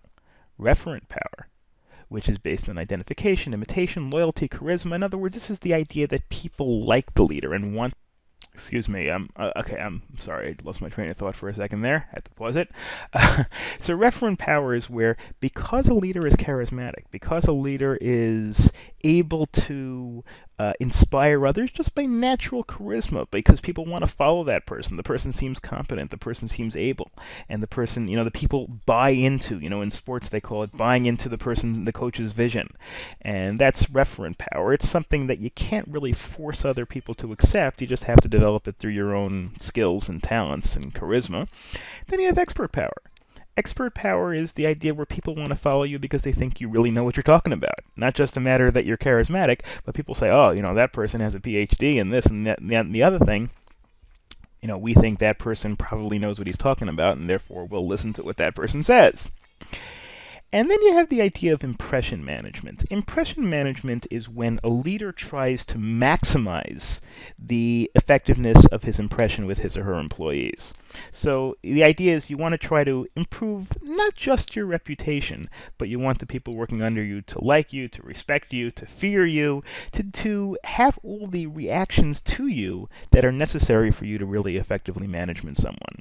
Impression management is the direct and intentional effort by someone to enhance his or her image. Obviously, that's good, because if you have a good image, then people will try to perform their best. And if you behave well to your employees, the employees will try to perform for you and will behave better towards you.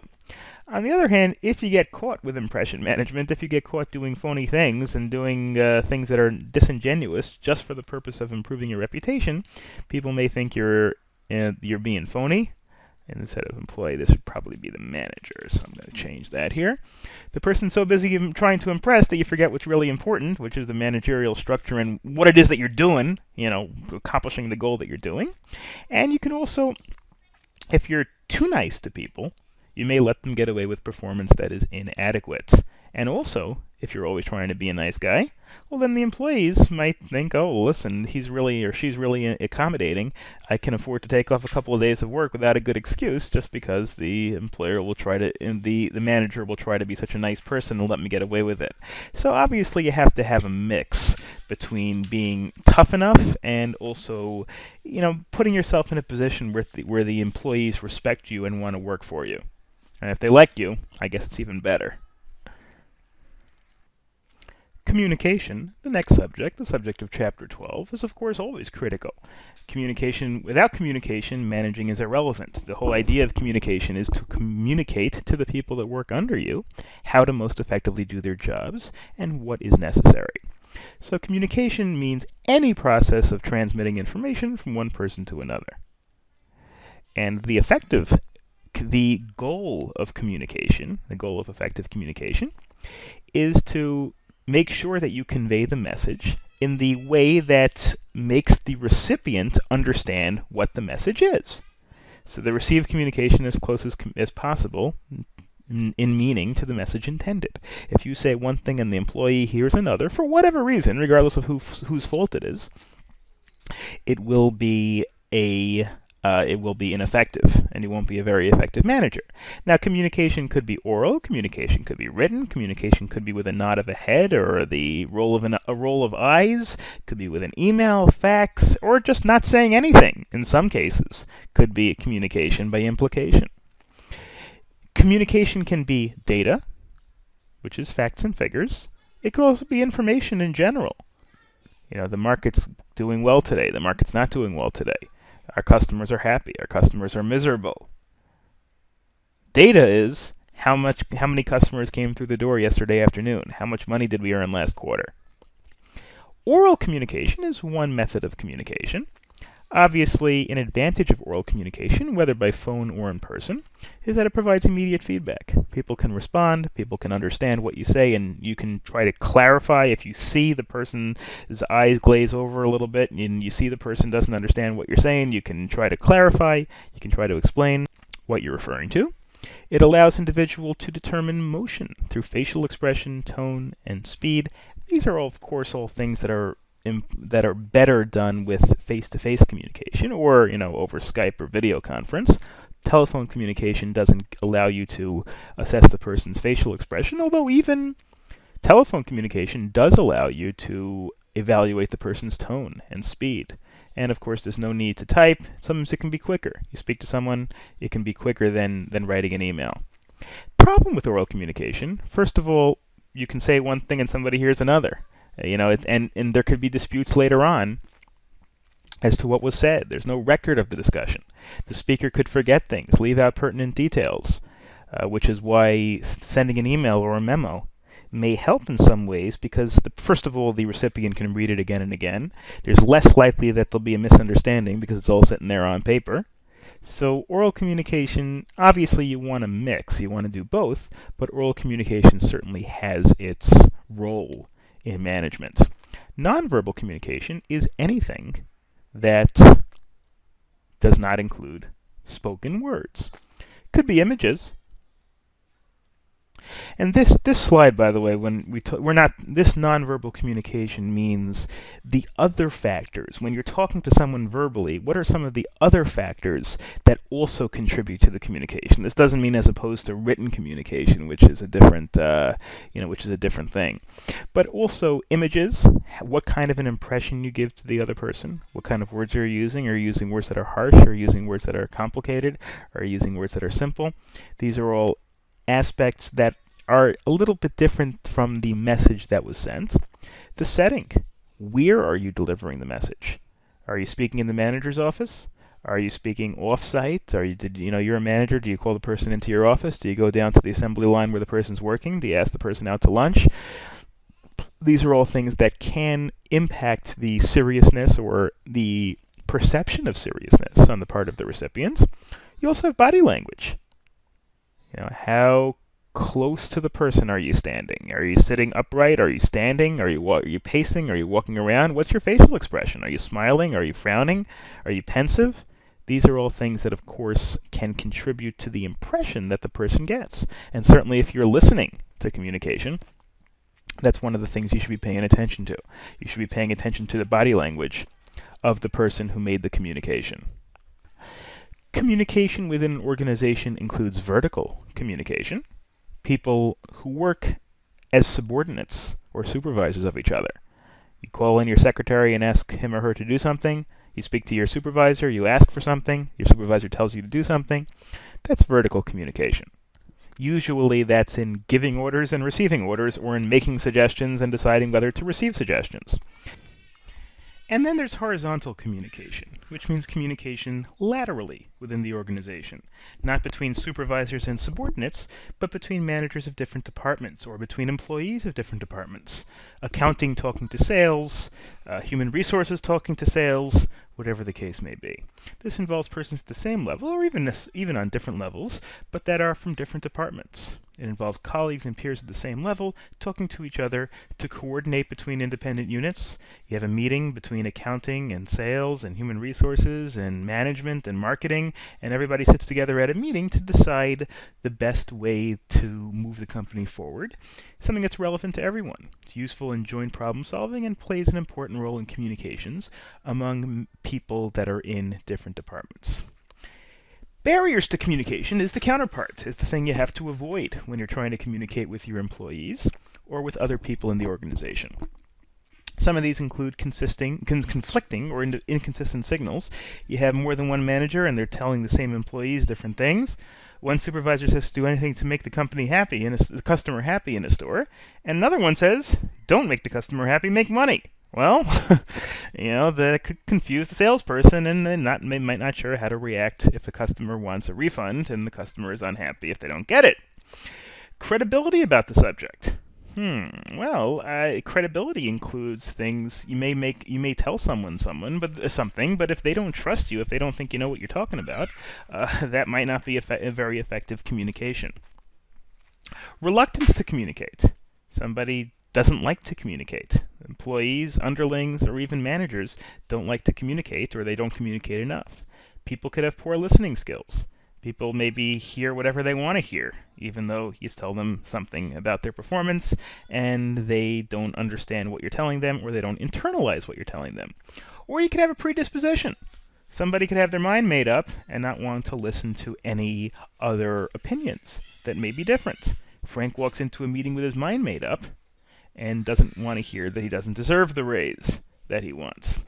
How do you overcome these barriers? Well, you can develop good listening skills. You can encourage two-way communication. You can tell your subordinate, if you're a manager, any feedback you have for me, I always welcome your feedback. Maintain credibility with your subordinates. Be sensitive to the perspective of your subordinates, and be sensitive to the perspective of the person who sent the communication. What can be done? In this chart we had examples of barriers to communication. Here's an example of some of the things that can be done to try to fix those problems. Well, if there are conflicting and inconsistent signals, the obvious way to take care of that is to have all the managers in a particular area make sure that they're on the same page, have meetings, and establish clear guidelines. Okay, you want to make money and you want to satisfy the customer, but what happens if the customer is not entitled to a refund but asks for one? So you may want to establish guidelines. If it's a really good customer, if it was a good faith mistake, maybe you want to give a refund. Otherwise, maybe not. That's the sort of thing you have to establish to the subordinate as well. Credibility about the subject. Well, make sure to establish the person in the company with the best background in this particular area to make the decision or make the statements about one particular area. Try to make sure that everybody takes the time to communicate what they need. Manager looking at situations from multiple points of view is a good way to overcome poor listening skills. Sometimes poor listening skills basically means that you don't want to hear what the person has to tell you, or you're not interested in really internalizing what the person has to tell you. Trying to establish a system by which everybody considers views, even that are opposite their own, or even that are different from their own, is a good way to overcome poor listening skills. And to try to overcome predispositions, you want to try to keep an open mind. As you can see, a lot about communication really is about keeping an open mind. Chapter 13 is about managing work groups and teams, trying to figure out a way not only to manage individuals, but to manage teams. That, of course, also is a critical skill when it comes to management, especially in a larger company. You're not managing one individual. You might have a team of 5 or 6 or 10 or 100 people working on one particular case or working on one particular project. The distinction is that a group is just 2 or more people that interact regularly to accomplish a common purpose or goal. Could be informal, could be formal, could be a situation where you only have a couple of people that work in the academics of a school, or a couple of people that work in the in sales of a small store, or whatever it is. And these groups can be a functional group, which they're created to accomplish a number of organizational purposes, which lasts essentially forever. For example, the marketing team of a small store or the advertising team of a small store might be a functional group, or there could be a task group. A task group is created to accomplish a particular range of purposes within a stated time. For example, a store management might create a committee to study the idea of moving into a shopping mall, moving the coffee shop into a shopping mall. That would be a task group. A committee is an example of a task group, where you're establishing 2 or more people to study or accomplish one particular idea or one particular task. Okay, then you have an informal or interest group, which is created by members for purposes that may or may not be relevant to the organizational goals. People might create a group to ask for a raise for the entire, or a union, or it could be a group that it could be something as simple as a lunch group that people that go to a particular restaurant during the workday. Doesn't necessarily have to be work related. That obviously is less relevant to the company's goals. A team is an interdependent group of workers who function as a unit, much more structural, much more specific than just a group. A group may have little or no supervision to carry out their particular functions. You might put together a team whose goal it is to develop a particular product, or to market a particular product, or to sell a particular product, or to put together a presentation, or to put together a new brochure. Teams can be self-managed. They can be cross-functional. In other words, they can have different tasks and they can work together with different organizations. You can have a high-performance team, which works quickly and efficiently. Obviously, that's a really good kind of team to have. Reasons to join groups, and obviously it doesn't necessarily mean if you're the employee. Usually you join the group because you're told to join the group, but this really means reasons to establish the groups and reasons to populate the groups with good people from the company.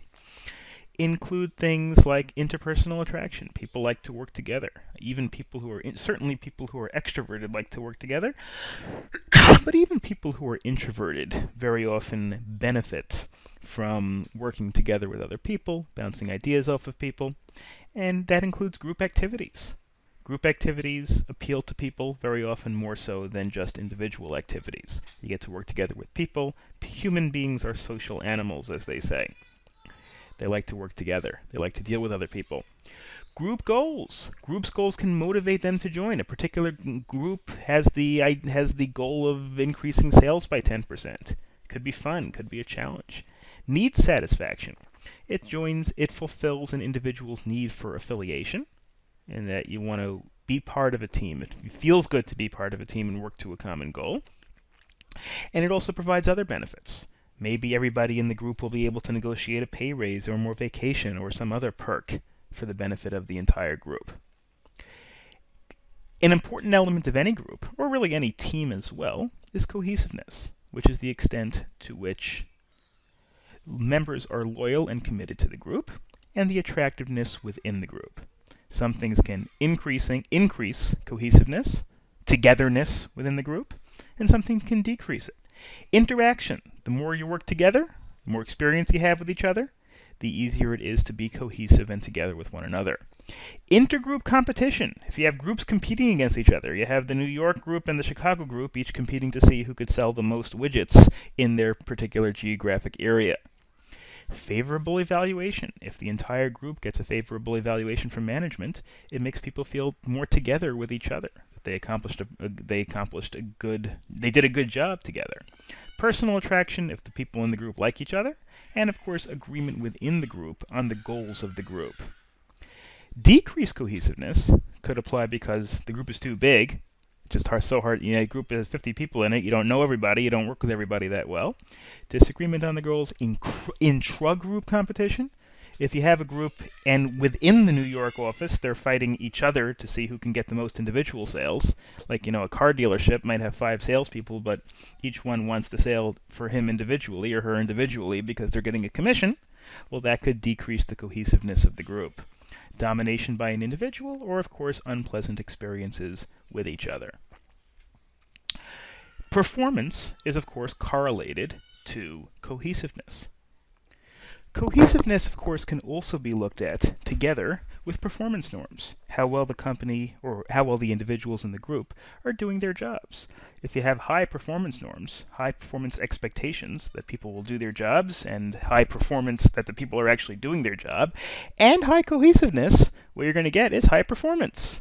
If you have low both, you're going to get low performance. High cohesiveness and low performance norms is a bad strategy because that means if people aren't performing and they get easily distracted with each other and they work together as a group and together do a bad job, that's obviously pretty bad. You have high performance norms and low cohesiveness, at least you have high performance. So low cohesiveness will be, you're only going to get average performance because you ideally love to have high performance norms and high cohesiveness, but if you could have one or the other, obviously you'd rather have high performance than high cohesiveness. So, okay, let's take a look at a case study of performance and cohesiveness. You're a store manager at an outlet clothing store. The number of customer complaints has increased. You attribute this to a lack of cohesiveness. You need to develop a program to overcome this problem and increase the cohesiveness of your staff. What can you do based on what we learned in this chapter? You can have a bi-weekly meeting with the service staff, foster a feeling of togetherness, try to increase cohesiveness by positive reinforcement. Remember with interaction among the people, favorable evaluation, trying to get them to agree on goals. You can create a contest between pairs of service workers. Each pair would be their own team, and that way you're establishing intergroup competition. You're making each 2 salespeople a group, and then having them compete with each other. And it will also, since they're working together towards a common goal to get more sales than the other group, you'll increase sales through that incentive. Write an evaluation for the service staff to fill out, and try to make a determination of where these problems are coming in. Get feedback in terms of why there's a lack of cohesiveness. The biggest enemy, of course, of cohesiveness is conflict. That's not to say that all conflict is bad. If there's no conflict whatsoever, it means people are being overly submissive and they're not giving their ideas that differ with management. You don't like to have a situation where nobody gives any new ideas because they're afraid of conflict. You do want some level of conflict, but you don't want too much conflict. You want enough conflict to generate ideas and to have the best ideas win, to have a marketplace of ideas. But you don't want too much conflict that people start getting bad feelings of with each other and don't like each other. All a conflict means is a disagreement. It doesn't have to be nasty. It doesn't have to be a fight. Any kind of disagreement is a conflict. Some conflict is necessary to compete and to establish the marketplace of ideas so that people can give their ideas and give their feedback. Too much conflict causes low performance, and too little conflict causes low performance. That's why there's some level of conflict that's ideal. No conflict means no original thought. Too much conflict means bad feelings. Optimal level of conflict is really where people feel comfortable giving their contrary opinions, but don't really make it personal and don't stick with it. And once the company has made a decision, they follow it and buy into it. Managing conflicts includes stimulating conflicts in some ways to get the ideas flowing from people. Increase competition among individuals. That was in one of the examples we looked at in the case study, where you create groups and try to increase a little bit of conflict between them in order to get their creativity juices flowing. Hire outsiders to shake things up, come up with new ideas, and change procedures. On the other hand, sometimes you want to resolve or eliminate conflict. Bringing conflicting parties together, confront and negotiating their conflict, trying to avoid it. In different scenarios, you have to make a decision as a manager. Does your company have too little conflict, too much conflict, or just right? How can you control conflicts to make sure they don't get out of hand? You can expand your resource base, try to get differing views from different people, and not have to focus on the same two people arguing about issues in every case. You can enhance coordination of interdependence. In other words, make sure that different people from different departments work together and that they know where they're going. You don't want to come in later after the goals are already being worked on and one person says this was a bad idea to begin with. You want the people to give their ideas from the beginning. Set superordinate goals, something that applies to the entire company, and of course match personalities within individual groups and teams and habits of employees. And let's look at one more case study before we finish up the chapter. Susan has been placed in charge of the PTA Spring Festival. Her only concern is that she doesn't know how to deal with conflict. What can she do? Okay. PTA, I guess we're talking about dealing with parents here. So you can divide the parents into separate teams. This will force them to do their best. And, people do this in corporate building experiences. You get different people within the group and you try to help them. You divide them into teams so that they work together to try to compete and get the best possible outcome. Speak to people before the festival and allow them to vote on decisions in an organized, controlled environment so that each person feels like he or she had a say in the matter and wasn't totally powerless. Even if you got voted down, at least you're more likely to accept it if you know that it was a fair vote and a fair election. Match personalities and areas of expertise. Make sure that each group has a well-rounded ability to compete and have the groups depend on each other. This is an example of parents, but a lot of these same things are used when you're trying to build teamwork within an office. Chapter 14 is about basic elements of control, the basic ideas that managers bring to a company, the basic control that managers have over a company. And the first one is budgeting. Budgeting is setting aside money for particular tasks or for all the particular tasks for a company, establishing how much money the company has to spend and how much money the company is going to actually spend and where that money is coming from. So a budget is really just a plan expressed in numerical terms. It could be financial terms, it could be units of output, anything that's quantifiable. We have to produce 10,000 widgets, we have to produce 10,000 man-hours of legal services, whatever. They're typically used for a year or less. You can establish an annual budget, a monthly budget, a weekly budget, a for-project budget, budgets can, be established in many different ways. Budgets, of course, help managers coordinate resources and projects, allowing the manager to look at the resources that the company has and the ability to complete projects that are necessary for the company, help define the standards for control, how much money is going for each group in terms of what the group needs. If a group is only budgeted for a certain amount, well, they may not be able to do everything they want to do to accomplish the goal. Budgets provide guidelines about the resources and expectations, how much money the company expects to earn, how much money the company expects to spend, and how much of a profit the company needs to make.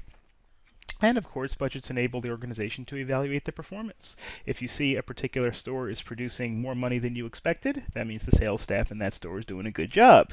If you see that the company is spending less than expected, well, then maybe the allocations department of that company is doing a good job.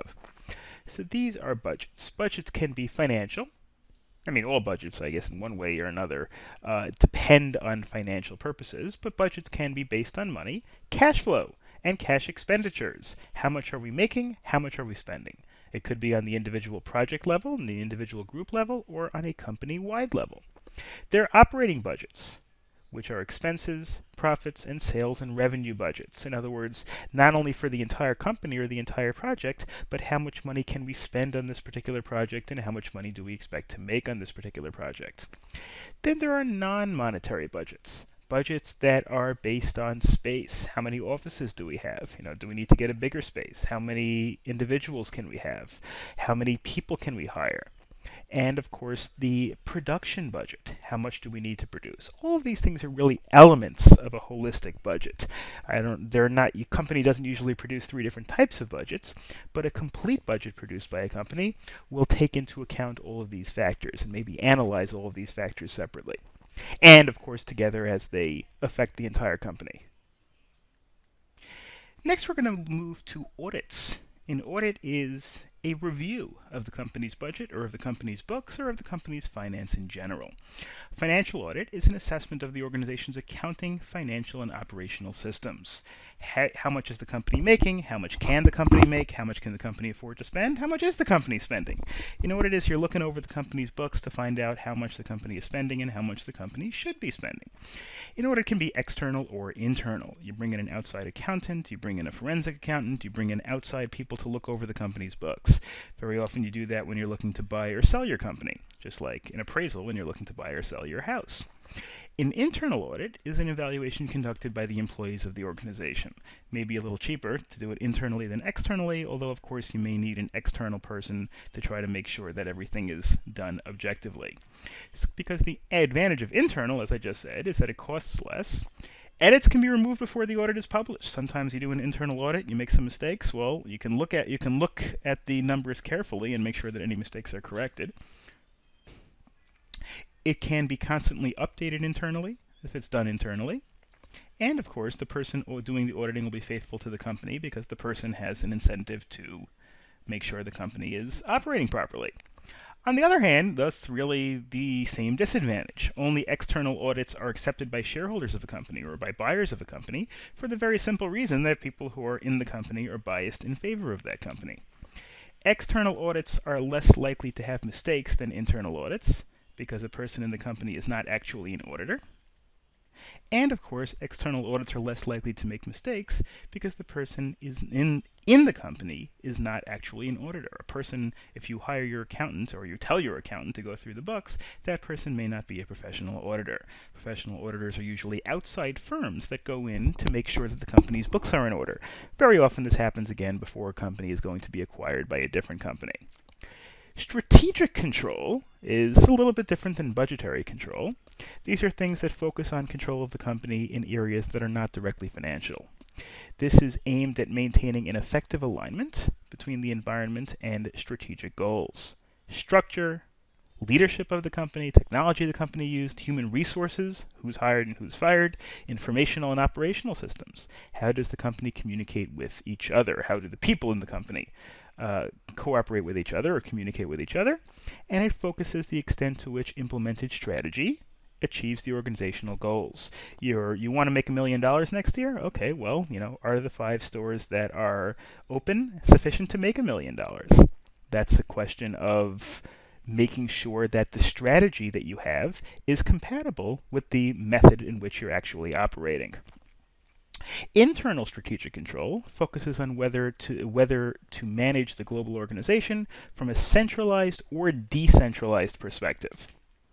We want to look at how well can the company manage branches or operations in other countries.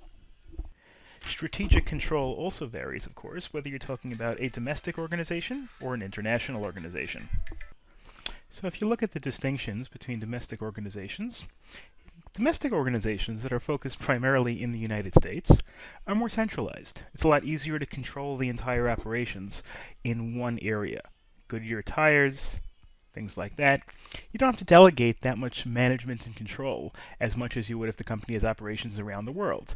Obviously, if a company does have operations around the world, you have to give some authority to those managers to deal with local customs, to deal with things that are unique to that country, to deal with regulations, to deal with politics, to deal with government that's relevant specifically to that country.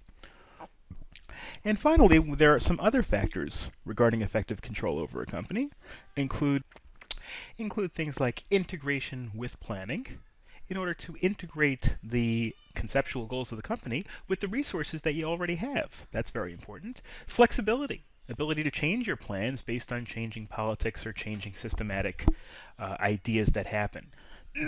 Accuracy, getting the appropriate information obviously is something that's going to prevent bad decision making, because if you get wrong information, you could make decisions based on that wrong information. Timeliness, making sure that things are updated as timely as possible. And objectivity, trying to make sure that your management system is not biased based on preconceived notions. These are some other aspects of control that are obviously go into the equation, in addition to the factors like budgeting, the powers that companies have. Let's take a look at our next case study. Ellen has a very disorganized apartment. Now, this is obviously something that's not quite as relevant when you're talking about, but is relevant, not as relevant, to businesses, but of course is relevant to everyday life. Every time she tries to make the apartment orderly, she becomes overwhelmed and loses control of the situation. How might she meet her goal? Well, she might integrate with planning, like she might write a chart dividing each room into parts, and that leaves her to organize one small part each day. That's really integration. That's really trying to make sure that each aspect of it is integrated with the plan as a whole. Flexibility, she leaves some days empty so she has time to do other things. And of course, accuracy, trying to make sure that whatever her plans are doable and will be done. Other things include timeliness. Obviously, make sure to do it within the objective time frame, otherwise the project gets drawn out for too long and it becomes ineffective. Objectivity. Objectivity includes things like making sure that the appropriate decisions are made on an individual basis, whether to throw something out, what to do with each area. And finally, monitoring progress. Printing out a calendar, making sure to monitoring the progress, making sure to set goals and to meet those goals one at a time. And each time you meet a goal, you know you're making a certain amount of progress.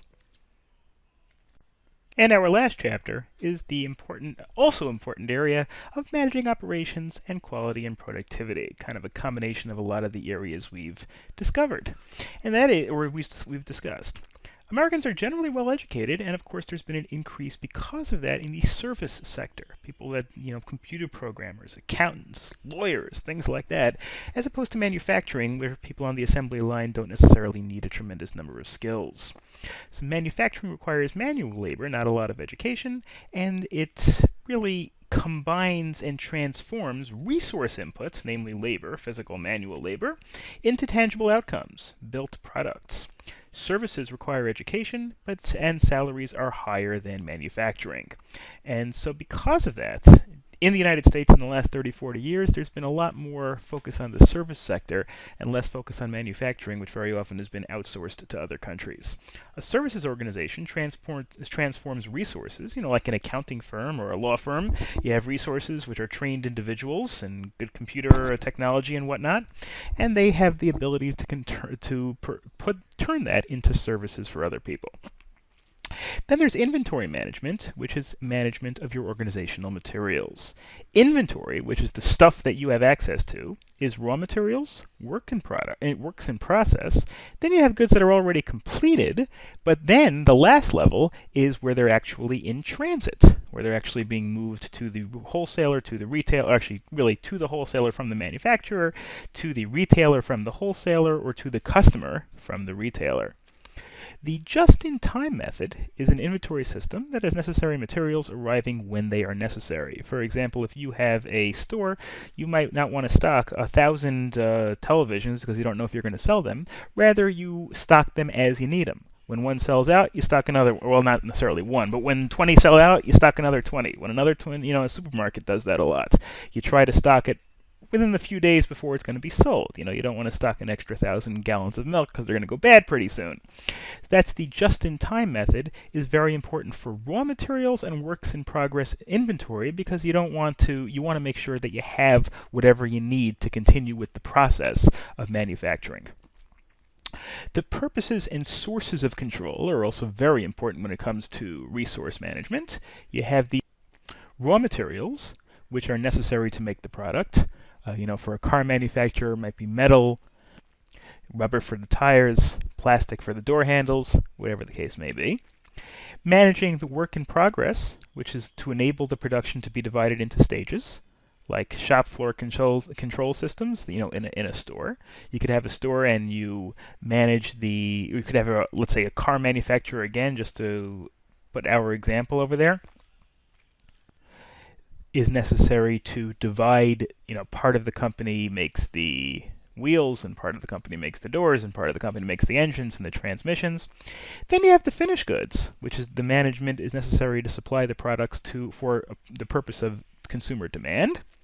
And then you have in transit, which distributes the products to the customers. And that element of managing is managing the transportation and the distribution control systems, the distribution to the next level in the stream of commerce. Again, if you're a manufacturer, that would be the wholesaler. If you're a wholesaler, that would be the retailer. And if you're a retailer, that would be the ultimate customer. Quality control in general means all of the features and characteristics of the product, making sure that it's up to the standards that the company needs to provide. It's a relative and it's absolute concept. Certainly if you're trying to sell on price, your quality doesn't have to be as strong as it does if you're trying to sell on quality. And it's relevant to both products, like a car or a stapler or a fan or a wristwatch or whatever it is, but it's also, of course, relevant to services, like legal services, accounting services, things like that. There are many, many different aspects of quality. Here are a few of them. There are aesthetics, how a product looks, feels, tastes, smells. When you're talking about a car, how it looks. When you're talking about a wristwatch, how it looks, how it feels, how it smells, depending on the product. Conformance. Does its design meet the established standards? Car seat, baby car seat, needs to be able to keep the baby safe in the event of a crash in most cases. Durability. How long can it be expected to last? Features. What additional features are there? Again, in a car, you could have power windows, power locks. You could have a 6-disc CD changer. You could have leather seats. You could have a GPS system. These are all things that are optional features. That's part of the quality. Performance. How well does it done? Again, in the case of the car, acceleration, braking, power, things like that. Reliability. How likely is it to last properly without breaking and without needing repairs? Serviceability. How easy is it to repair? And finally, perceived quality, which is essentially reputation in the market. Each of these things, and we're discussing it in terms of manufacturing, in terms of cars, but of course it also includes things like, all these things, or most of these things actually would apply when you're talking about a service as well. You don't really have a taste for a legal service, but most of these things work also when you're talking about services. Quality is managed in total quality management, which is something where there has to be a strategic commitment. There has to be a commitment on the part of management to make sure that everything that you need is necessary, everything that you need is received and put to use in terms of quality. And when you combine pretty much everything, a real holistic view of what the company has done relative to what it's supposed to do is determined in terms of the company's productivity. For example, when you're talking about a country, it's the size of its economy is the gross domestic product, which how productive is the country? How productive are the people in the country? There's aggregate productivity, which is the total level of productivity for a country, for a company or a company. It could be either one. In our case, we'll call it company because I think that's what applies over here. But these things also apply when you're talking about measuring the productivity of a country, as well. Company productivity. Actually, this slide, it does mean for a country. In other words, you can divide these things based on the individual company. You can look at these things in the aggregate as to an entire country.